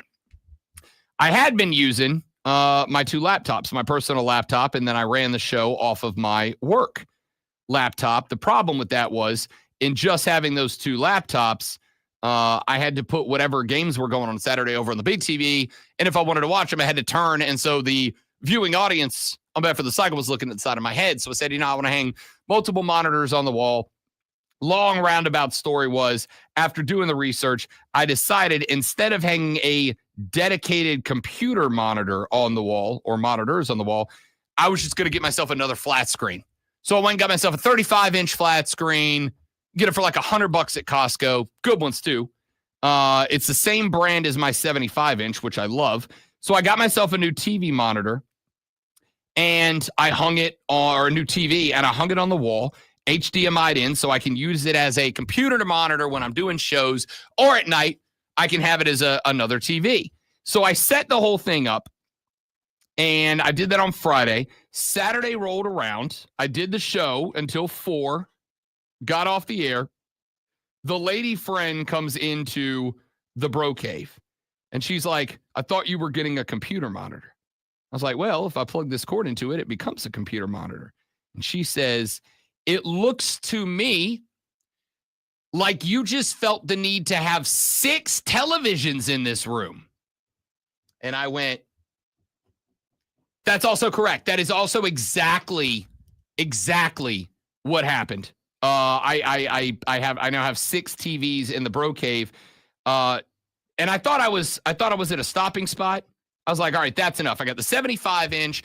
Then on big game days, like as we get towards basketball conference tournament and into March Madness, especially first round of March Madness, where there's like 3 blocks of 12 games at a time going on, I will move the bedroom TV in, the guest room TV in. So I'll have the 75-inch. I'll have a 45-inch, a 42-inch. Now there's a 35-inch on the wall, a little 30-inch that goes down on the floor, 2 laptops, a tablet, and my cell phone if necessary. I got more screens than is on at any given point. And Lonzo, I thought I was done. I'm like, that's enough. That's enough screens in the room. There will never be a point in time, even in day 1, round 1 of March Madness, there will never be a point in time where I am utilizing all of these screens at once. And so I was telling Lonzo this story during the break, right? Hey, I got my setup now. Probably start doing a couple more broadcasts from the crib, because now I got the whole studio set up, the mic, the mixing board, the soundproofing, the TV monitor, whatever. And Lonzo goes, oh, can you do one of those things where you like have all the monitors on the wall and you turn them into one big screen? And now I want to go back to Costco, buy 4 more 35 inches, build a 6-screen square on the wall, and figure out what software do I need to download. I will take everything else off that wall to build myself a like 200-inch massive 1 screen made of 7 screen. Yeah, I don't see anything wrong with that. If you have the wherewithal to do such a thing, I think you are obligated to try. Here's the problem.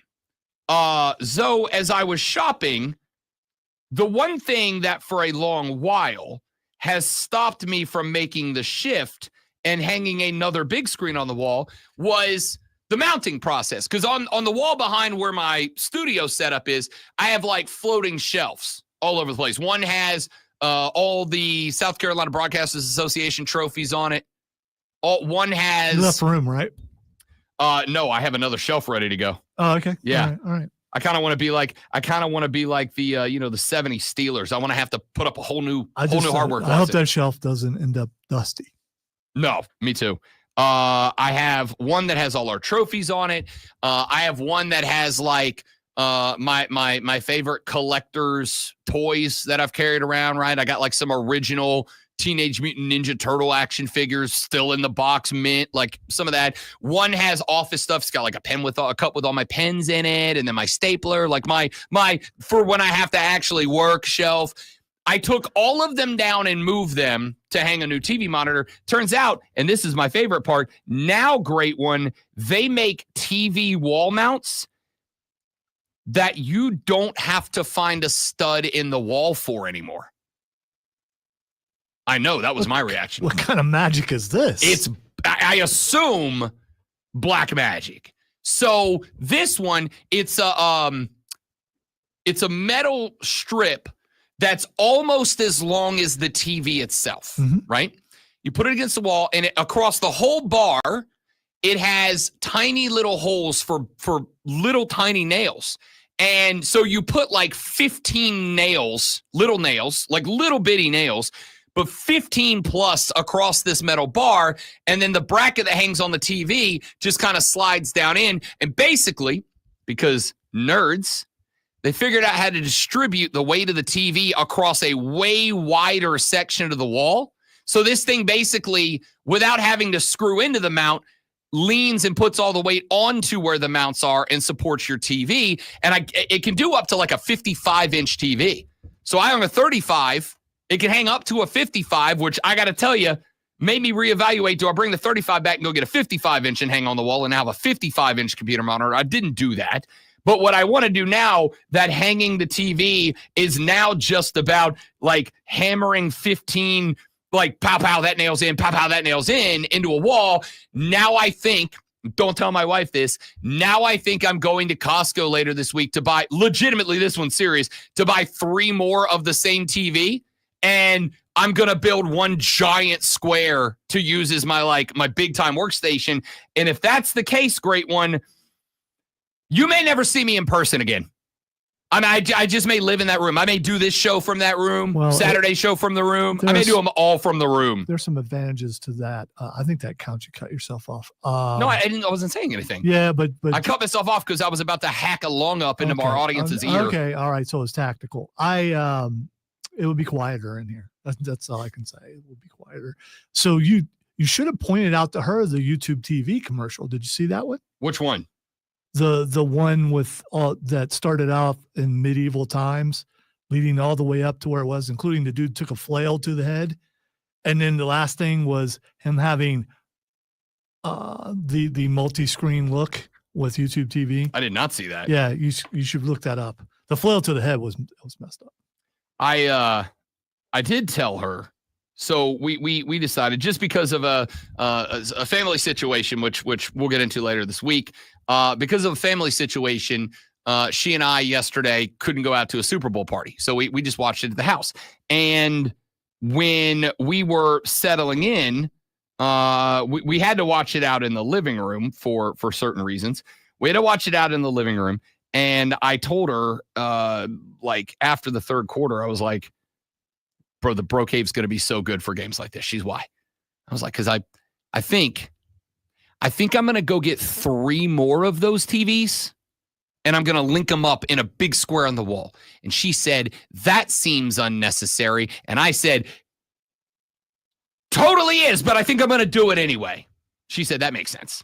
I mean, when you're a kid and you see those sort of things on movies, you're always like, man, that would be so cool if I could do that. And if you have, again, definitely when you see those as a kid and not as a 40-year-old. Well, what I'm saying is, then you can point out this is a lifelong dream. You know, when I was a kid, I always dreamed of having this. Now I have the ability to do this. Don't you want me to fulfill my dream? I'm trying to give you some angles. No, I got it. Yeah. I got it.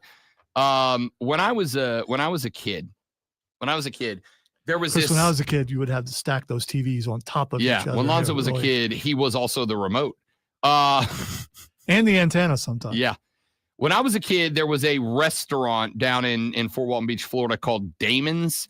in this restaurant was like a rib place meets steak bar. By the way, sports bar. If I recall, the Damon's was a national chain. Was it? Because I have no idea. I do. I think they had those in Ohio. So there was a place called Damon's. No idea if it was a chain or not. But what I know was Damon's was my and my little brother's favorite place in the world to go. And Damon's was built like stadium style. So there were like levels where tables were, and they all faced in one direction. And the entire restaurant wall of Damon's was just a gazillion TVs. But for games like the Super Bowl or whatever, and this was way ahead of a time. This had to be in like the mid to late 90s. For games like the Super Bowl, they would turn all of those screens into one giant monitor, right? Like into one giant TV. And so if you went in there for a national championship game, or you went in there for a Super Bowl, or you went in there for whatever, instead of having a bunch of stuff on, as they usually did, like you could go in there. My dad used to take me in there for baseball games. And like every baseball game in Major League Baseball would be on a screen somewhere. And they had first place. I don't know where I have this core memory. First place, you ever had a sound box at the table? Right? It, like attached to the table, and they had numbers like 1 through 12, and you could click that thing to which screen you wanted the sound. Speaker was at the table. So it is not even that much of a joke to say that ever since childhood, I have always wanted a wall to watch sport. Like I want to watch sports on the whole wall. My brother-in-law got me because I told him this not terribly long ago. He got me a projector that you can hook your laptop into, that you can make a whole wall. And I'm like, this is awesome. I've used it a couple of times. It looks great, but it's not having a wall that's one big TV screen. And now I think, unfortunately, after setting up one on the wall and Lonzo putting this idea in my head, I think my next project is going to be at the start, hang 3 more and just have 100-inch TV hanging up there. Or do I just suck it up and buy a 100-inch TV? Because that's at Costco now, too. And it's dope. I don't know. We'll figure it out back after this on the Rob Brown Show on the Fan Upstate. Buckeye Mike said, I watched the Buckeyes beat Miami at a Damon's in Kingsport, Tennessee. Yeah, I was just looking That this must up, have been and it's been so long since I thought about Damon's, but it started in Columbus, Ohio. Okay. So I knew there was one, and according to, as of 2020, I guess there are still 3 left. Really? Yes. Where? One, it says Myrtle Beach, and I'm trying to look to see if that one's still open in Myrtle Beach. I got to tell you, if it looks like the old Damon's, I would go there just for that. But I don't know if it looks like it is. Yeah. Looks like it is. All right. If it looks like the Damon's I grew up in, I'm going. Looks like the same logo. It is exactly the same logo. Yeah. Serving lunch and dinner 7 days a week. They have an outside. It doesn't sports tourism experience. I need to see the dining room. Like all they have is this. They have an outdoor oceanfront patio. Yeah, they have patios, but I want to see the dining room. Looking at the menu looks kind of like what I remember from the menu too. Oh, here's photo gallery. No, it's not. It's not set up like my Damon's back in the day. This is set up like a restaurant, like a decent. It's set up like a nice sports bar. Well, it's like what they do when they take a name brand and put it at the beach. Yeah. They have to make it a certain way. We got to make it beachy. Right, because it's like open air. It's very nice. Yeah. It's like a big open air restaurant. It's very nice. But like my Damon's was dark and musty and had a gazillion televisions. And it was if you're coming here, you know exactly why you're coming and here. if I remember from Ohio, I think it was like the only place like that at the time. Because it was, I was a kid. I couldn't afford it, I don't think. But I remember going there before and never been a huge ribs guy. Oh, I love ribs when done well. I like them, but I don't go out of my way to go, hey, let's go get some ribs. Oh, I will. So for now, I guess you go to Chili's. I don't know. I'm going to say as far as chains go, Chili's has the best ribs as far as chains go. But much like Italian food, you should never go to a chain when there's local barbecue joints around you. Been burned more by going to local places. than True, chain. that's fair. But I will also say you're never going to get the best ribs you can get going to a chain. Once you find a place that you go, these ribs are fire, I'm never going anywhere else. After those wings I made yesterday, next time I want ribs, I was making myself. Did you air fry them? Yes.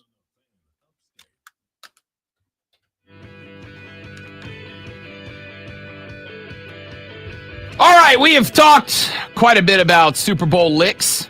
We will continue that conversation on tomorrow's show as well. Doubtless, we will talk about Super Bowl licks throughout the week.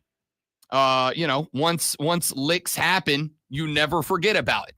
You're going to talk about that for the rest of your life. So we will talk about Super Bowl licks a little bit more in detail as the show goes on. There are some more things that I wanted to get here. You said that for like 2 weeks, and I never saw the logo till yesterday. That it literally says Super Bowl Yeah, licks? I never saw the logo because I just wasn't Where do you looking think at I it. got that from? No, you explained what it was, but I just had never seen the logo. I really like the logo, by the way. This is a good logo this year. Good logo. People making fun of Fox's.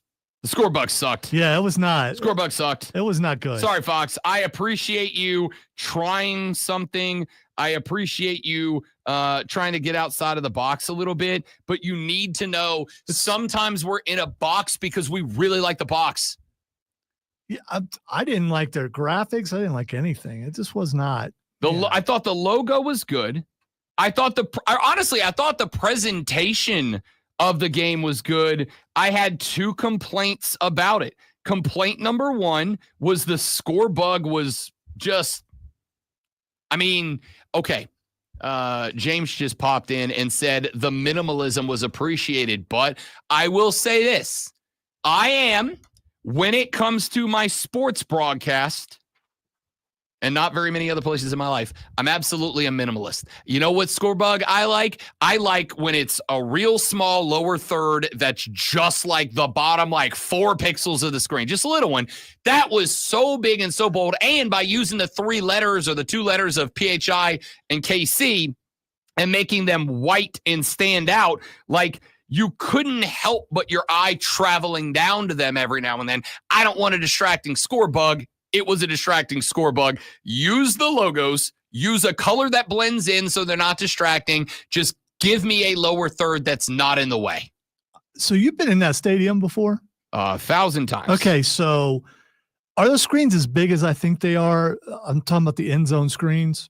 Yes, those were upgraded. Because a couple of times, I'm pretty sure Jalen Hurts avoided being sacked because he looked at the screen. If you look at him, he is looking directly at the screen and seeing someone coming, I can't see Chief coming from behind him, and then he takes off. Yeah, I've heard interviews before. I'm trying to remember who it was, but I heard a podcast with a former quarterback a while back, maybe a couple of years back.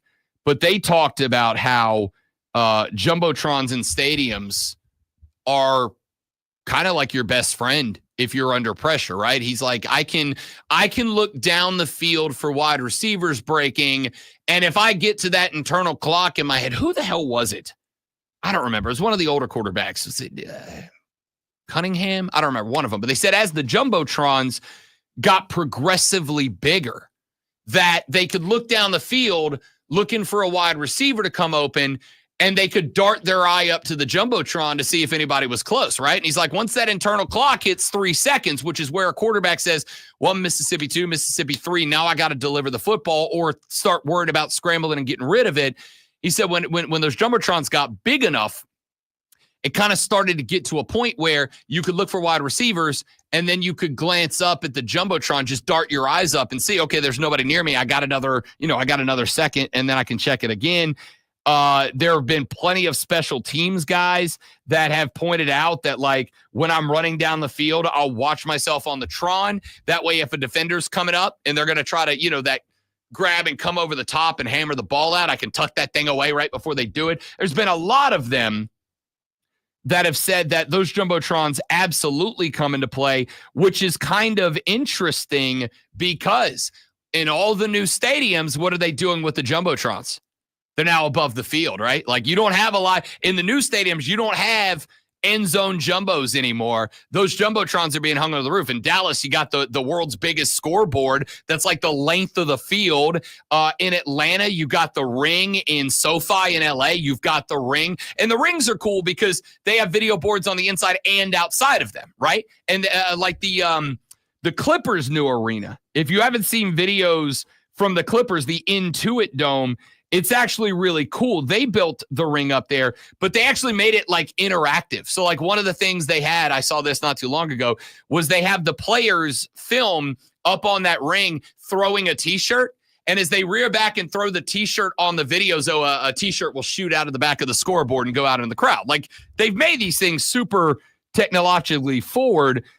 I do wonder what impact it has on the game for guys that have maybe gotten used, especially guys that, in their home stadium. Like, Derek Carr's got that big ass Jumbotron behind both end zones that he can get used to looking at now. What happens when he goes to SoFi and that edge isn't there anymore, right? Like, I don't know when I'm getting rushed because I can't dart my eyes up to a huge TV to see. It's interesting. Texter says, having played in college, if the screens don't have a delay, we absolutely use them. Yeah, no doubt. It's a tool. It's a resource. Why would you not? There was a lot of takes on social media last night. Great one. The fact that Taylor Swift got shown on the Jumbotron and she got booed in the Superdome. And people are like, uh-oh, has America turned on Taylor? People, you've not met Eagles fans. True. They booed and threw debris at Santa Claus. You think Taylor Swift is getting away with it when Santa caught an L at an Eagles game at home? Santa came on the field and caught the boo birds and had batteries chucked at him. If Santa is catching the heat, you think Tay-Tay is getting out of there unscathed? Absolutely not. That is not a referendum on America's views on Taylor Swift. That's a referendum on Eagles fans are jerks and they embrace it. Love you, James. I've seen quite a few things pop up this morning saying that showing Travis leaving by himself. I did see that. There was no, I'm so sorry. But I think she left sweeties. early, actually. So. Oh, I have no doubt they wanted her out of there early. Well, maybe she left early because of traffic. I'm not saying because of the Chiefs losing.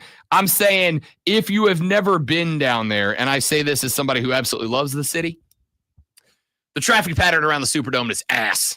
It's bad. Like, when I go to Saints games, you just plan you're there all day because the traffic there. So there is one street that goes all the way around. Poydras goes all the way around the Superdome. And like at every corner, there's one road out. And the parking lot for the Dome is right there.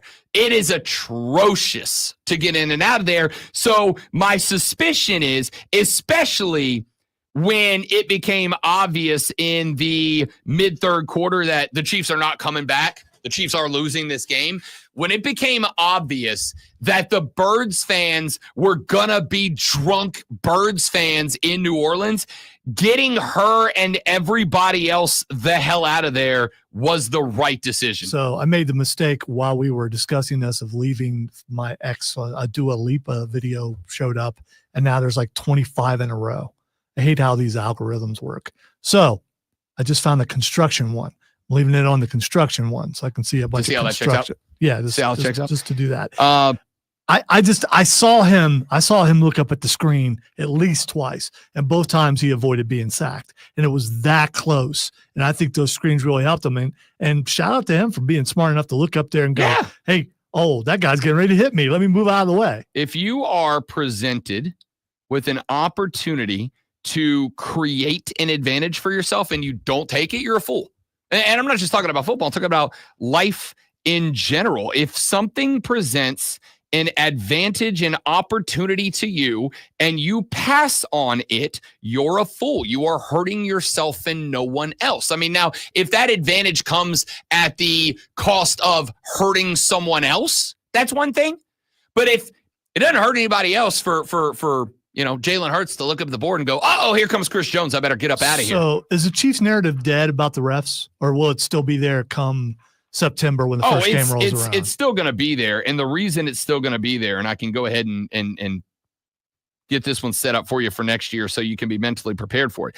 It's still going to be there. What they're going to say is the Eagles whipped the Chiefs so early that the refs went, whoa, we can't help here, so we're just going to get out of the way. That's going to be the... They made a controversial call both ways, and then, or what was considered controversial by the announcers, and then they kind of disappeared.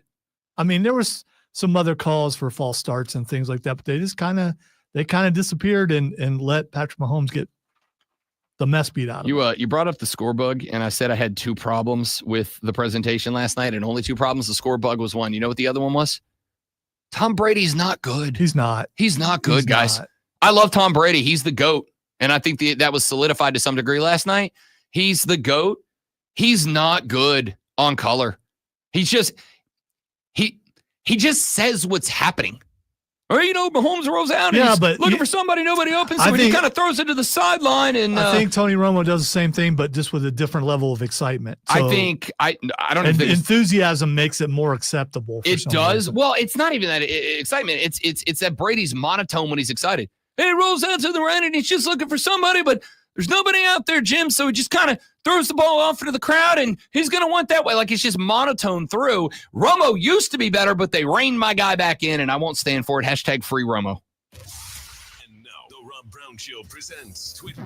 Hilarious that I hated Romo, the player, love him as a broadcaster, love Brady, the player, hate him as a broadcaster. By the way, the chasing of Tom Brady, that's still happening because Tom Brady lost 3 Super Bowls. Now, Mahomes ain't done. Yeah, I mean, Mahomes has been to more Super Bowls at his age than Brady had been to at the same age. He's not done. The only question mark is, can the Chiefs keep it together the way the Patriots did, which is not a guarantee. We'll see. They lose players all the time, and I mean, it's the business. All right, you guys drafted 9 offensive linemen this year. I hope so. You better. Yeah. All right. The first thing Xing, these are all Super Bowl related, by the way. First thing Xing is Vince McMahon. Vince McMahon was at the Super Bowl along with, I don't know if he was with Shano or if Shano just happened to be there as well. I only had one takeaway from that. First off, Vince McMahon's a gross person and he should go away and shouldn't be welcomed. I didn't think it was him, though. Did you see how skinny? Yeah, he looks awful. Yeah, he looks awful. Yeah. Vince is a bad person, and every time that anybody walks past him for the rest of his life, you should boo him. Number 2, forget all of the away from the ring thing. Did you see The Undertaker last night? Mm-hmm. It just looks like generic dude. And I don't know what I expected. I think it was like the 8-year-old in me came to the surface, but I'm like, where's your big back trench coat, man? Yeah, he has said he's Mark Calloway now, and I just have to accept that. He has said the Undertaker is dead and buried. Yeah, I know. And to do the character justice, he cannot bring it back. That's fair. I am looking forward to the new show with it's basically the Tough Enough. Yeah. You haven't seen the previews for that? I have not. You need to look that up. It's him and Booker T, Bubba Ray, and Mickey James, I think. Word. All right. The next thing that's Xing is Anne Hathaway. Anne Hathaway, who I guess is a big Philly fan, was at the Super Bowl last night, got caught on camera celebrating like she was an Eagle, and I believe wiping tears away late in the game. I'm going to say this. I hate Eagles fans as a whole. They're all, as a group, they're violent and they're vulgar and they're mean and they're nasty, and I don't like them. As individuals, Eagles fans are awesome. They kept showing her, and she seemed like all alone up there, which was weird. Yeah, I don't. Is no one with Anne Hathaway? She just decided to come by herself. Yeah, I don't think Anne Hathaway. I think Anne Hathaway was one of the few celebrities that goes as a football fan, right? At least for the Birds. There's a lot of celebrities that are just there because, hey, I'm a celebrity and I get to go to the Super Bowl and I can afford it, right? You know what the average ticket price was last night? $5K. Yeah. $5K. Yeah. $5K to get in the door. Yeah, the other thing was a totally different thing. I think Anne Hathaway was not there as a celebrity who wants to get some screen time. I think she was there as a football fan, and I respect her for it. All right, the next thing that's Xing is Kellen Moore. You know who I didn't see? Who is still not your coach, by the way. Not yet. He will be. You know what I didn't see, and I can't wait for his social media to pick up? Rob McElhenney, Big Birds guy, the guy that owns Wrexham with Ryan Reynolds, Always Sunny in Philadelphia. Big Birds guy, him and his wife, Caitlin Olsen, Big Birds guys. I cannot wait to see what their celly was last night. Kellen Moore is Xing because obviously he was the offensive coordinator who won the Super Bowl last night. He is, unless he gets sober and just looks at the Saints, gonna be the head coach. But as long as nobody lets him sober up and actually look at my football team, he'll be my head coach next year. All right. The next thing that's Xing is Guy Gardner. If Kellen Moore takes over the Saints and they're good in like a year, he automatically becomes like the dude, right? He does. Sean Payton did that. It's not that hard. It shouldn't be that hard in the NFC South. But anyway, so I did see what's his face Nathan as Fillion. as Guy Gardner. He's talking about here's the bowl I'm looking forward to and showing his bowl haircut, which I thought was hilarious. And finally, the last comic book accurate. It is. Get it over is it. very. The last thing that's Xing is the national anthem. Jean Baptiste. Lonzo, you and I have a discussion to have because about half the books in Vegas said it was a clear over, and a couple of them said it was an under. He hit 3 home of the Braves on the end there. 3 of them to get me to the over. I timed it. It was over. We said it was over. I told you it was over. Lonzo told you it was over. It was definitely over. And like half the books in Vegas counted as an under, and I won't stand for it.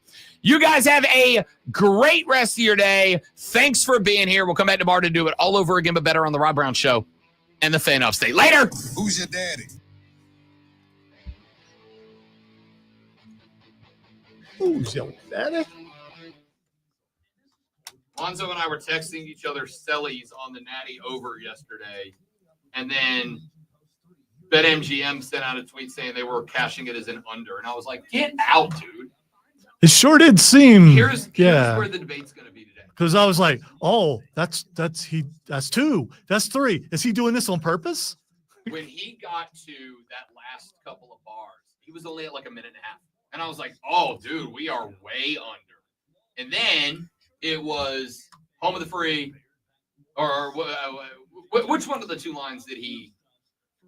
I think it was home of the Brave. I think it was home of the Brave. Yeah. That he rolled on home of the Brave 3 times, and when he got to the last, No, it was land of the 3. I Was it land landed of the 3. I had to look to see what I you're right, 'cause texted. it was the second to last line.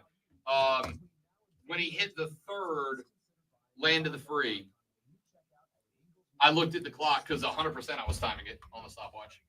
He got to the 3rd land of the free, and it was like $1.47. And I was like, this is going to hinge on the last note. This is going to hinge on if he holds the note or if it's just a quick out.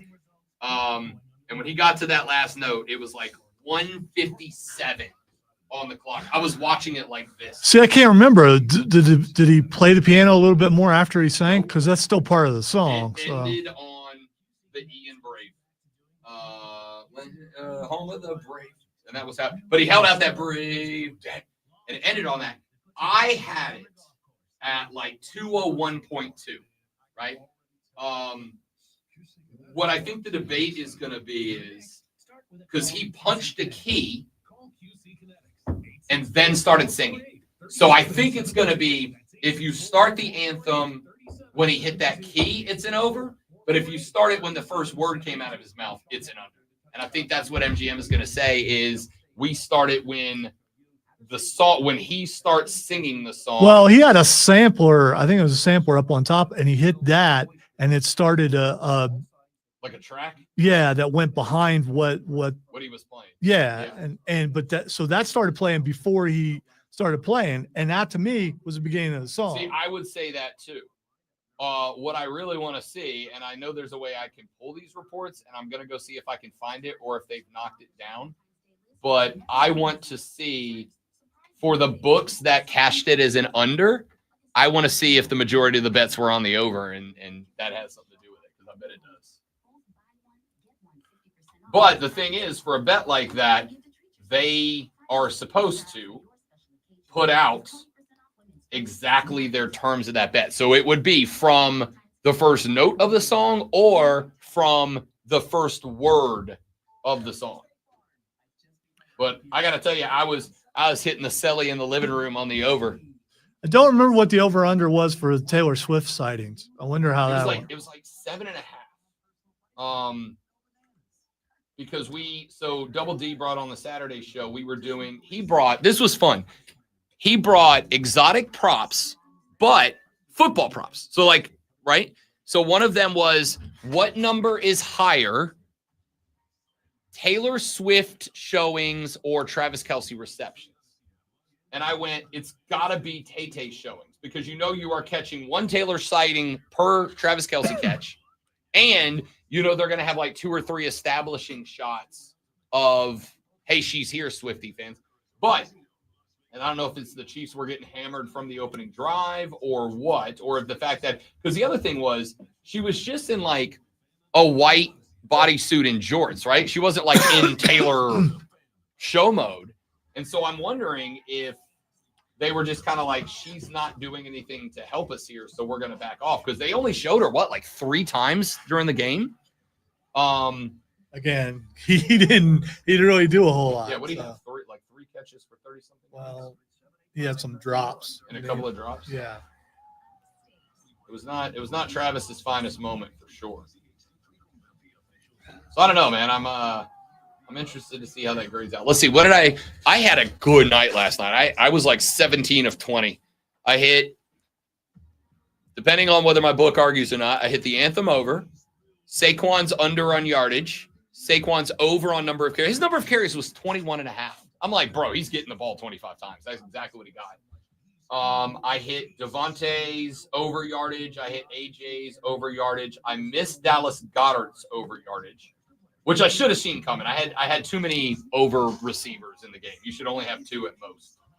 I did get, here's a random one I made, Dallas Goedert over 7.5 receiving yards in the first quarter alone, which he had 1 10-yard catch in that cash. I had, the courtesy of the Eagles, the under did not hit or anywhere close to it. That one stung a little bit.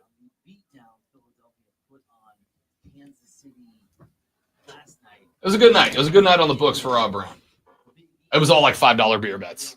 By the way, James, congratulations, man. Good for your fandom. Good for your team. I'm good. Condolences to Lonzo Tate, Nick Wright, Paul Rudd, and that guy from Modern Family. I'd be more worried about Nick Wright and Paul Rudd. Although, listen, I avoid Nick Wright's show. I probably got to watch it today, right? Probably got to watch it today. Greg Olson's third leg would be better. Hey, 7th floor crew, represent. Still one of the greatest Twitter revelations of all time was Greg Olson and the 7th floor crew. Third leg, Greg. What a dog. I just remember being at Panther camp, and we had this really loud intern and did not care at all, including Cam Newton said, "Man, you loud." And we kept that cut forever. And Greg McKinney told, his name was Alex, not that Alex, told him hey, there's Olson, go talk to him. And Olson was off by himself talking to his family, and he went over and got shut down. And Greg was laughing his butt off about it, that he went over to do it. It's I was like, why are you doing that for, man? That's messed up. He's trying to have a moment with his family. He's like, let's watch. I actually found a clip last week. I was going to play Friday around out of time. Do I still have it? I think I do. Yes, I have a clip. Greg Olson was asked, I forget which podcast it's on. I got to go source it again. But Greg Olson got asked about losing his seat to Brady. And he's like, I hated it. He's like, but I don't hate. Yeah, he's like, I don't hate Tom. I just hate not being number one. He's like, I'm in this thing to win, and I feel like I lost. He will be back. Yeah. He will be broadcast. Yeah. Yeah, that's okay. Well, because if no other reason, when his contract at Fox is up, I guarantee you he leaves and he goes to CBS. Because he's like, there cannot be anyone in America that's not sleeping with Tom Brady that believes Tom Brady's better than Greg Olson. Like, it's just bad. I also have a clip for tomorrow of Eli roasting Tom Brady. Because apparently, like, the week before the Super Bowl. By the way, the kick of destiny was rigged. No, it wasn't. Yeah, they moved it up 10 yards. Yeah, because they both sucked. Yeah, so they moved it up. Neither one of them was hitting from 35. They barely hit from 25. They kicked from the 10-yard line. Yeah, because they shanked from it. They started it at 35 and they shanked everything. Yeah, it was That was the first kick they They hit. didn't do was- that for Gronk, did they? I don't think they moved it up for Gronk. No, but Gronk wasn't doing a competition. The Mannings were competing. That was a one of these has to win, so we got to keep moving up till So somebody they wins. would have had to film both versions of the winner. Yes. However, I thought Eli's victory commercial was hilarious. Yes, so I did didn't I. think it was very funny. My favorite clip from Super Bowl week was they were talking to Eli and they brought up like a week before the Super Bowl, Eli went on a fishing trip and he posted a picture on his Instagram of him holding up a very large yellowfin tuna, like impressive catch. And then within like a day, Brady put up a picture of him holding a lane snapper, which is a very small version of it's a snapper, but it's not a red snapper. It's like they're like this big. But Brady was holding this fish. Well, he's holding the fish, and it's like the fish is like down in the bottom, and it's halfway out of the picture. And the rest of the picture is Brady with his shirt off, like flexed while looking at this fish. Very clearly was a thirst trap from Brady just to show off that he's still shredded, which he is. And if I look like him, I'd never wear a shirt again. Well, Eli saw it and goes on and just comments 2 words on Brady's Instagram, nice minnow. That was it. So they go to Eli and they're like, bro, why did you drop that bomb on Brady? And he's like, we cannot allow Tom Brady to just be out here posting shirtless pics. Like, that's okay. Brady, you're in your 40s, buddy. Like, you need to grow up. Oh, it was hilarious. I'll have that clipped. I'll play it tomorrow. But Eli going after Brady and be like, grow up, dude. Still on stream, by the way. Oh, I know. I was telling that story for the people. All right. The people need you got to give the people what they want. Bye, people. Glucose Goblin says, wouldn't the lines on the big screen bother you? No, I can get over it. All right, that is it for us, guys. Thanks for being here. You're amazing people. Tell your friends about us. We're trying to get rich and famous. Have a great rest of your day. Goodbye.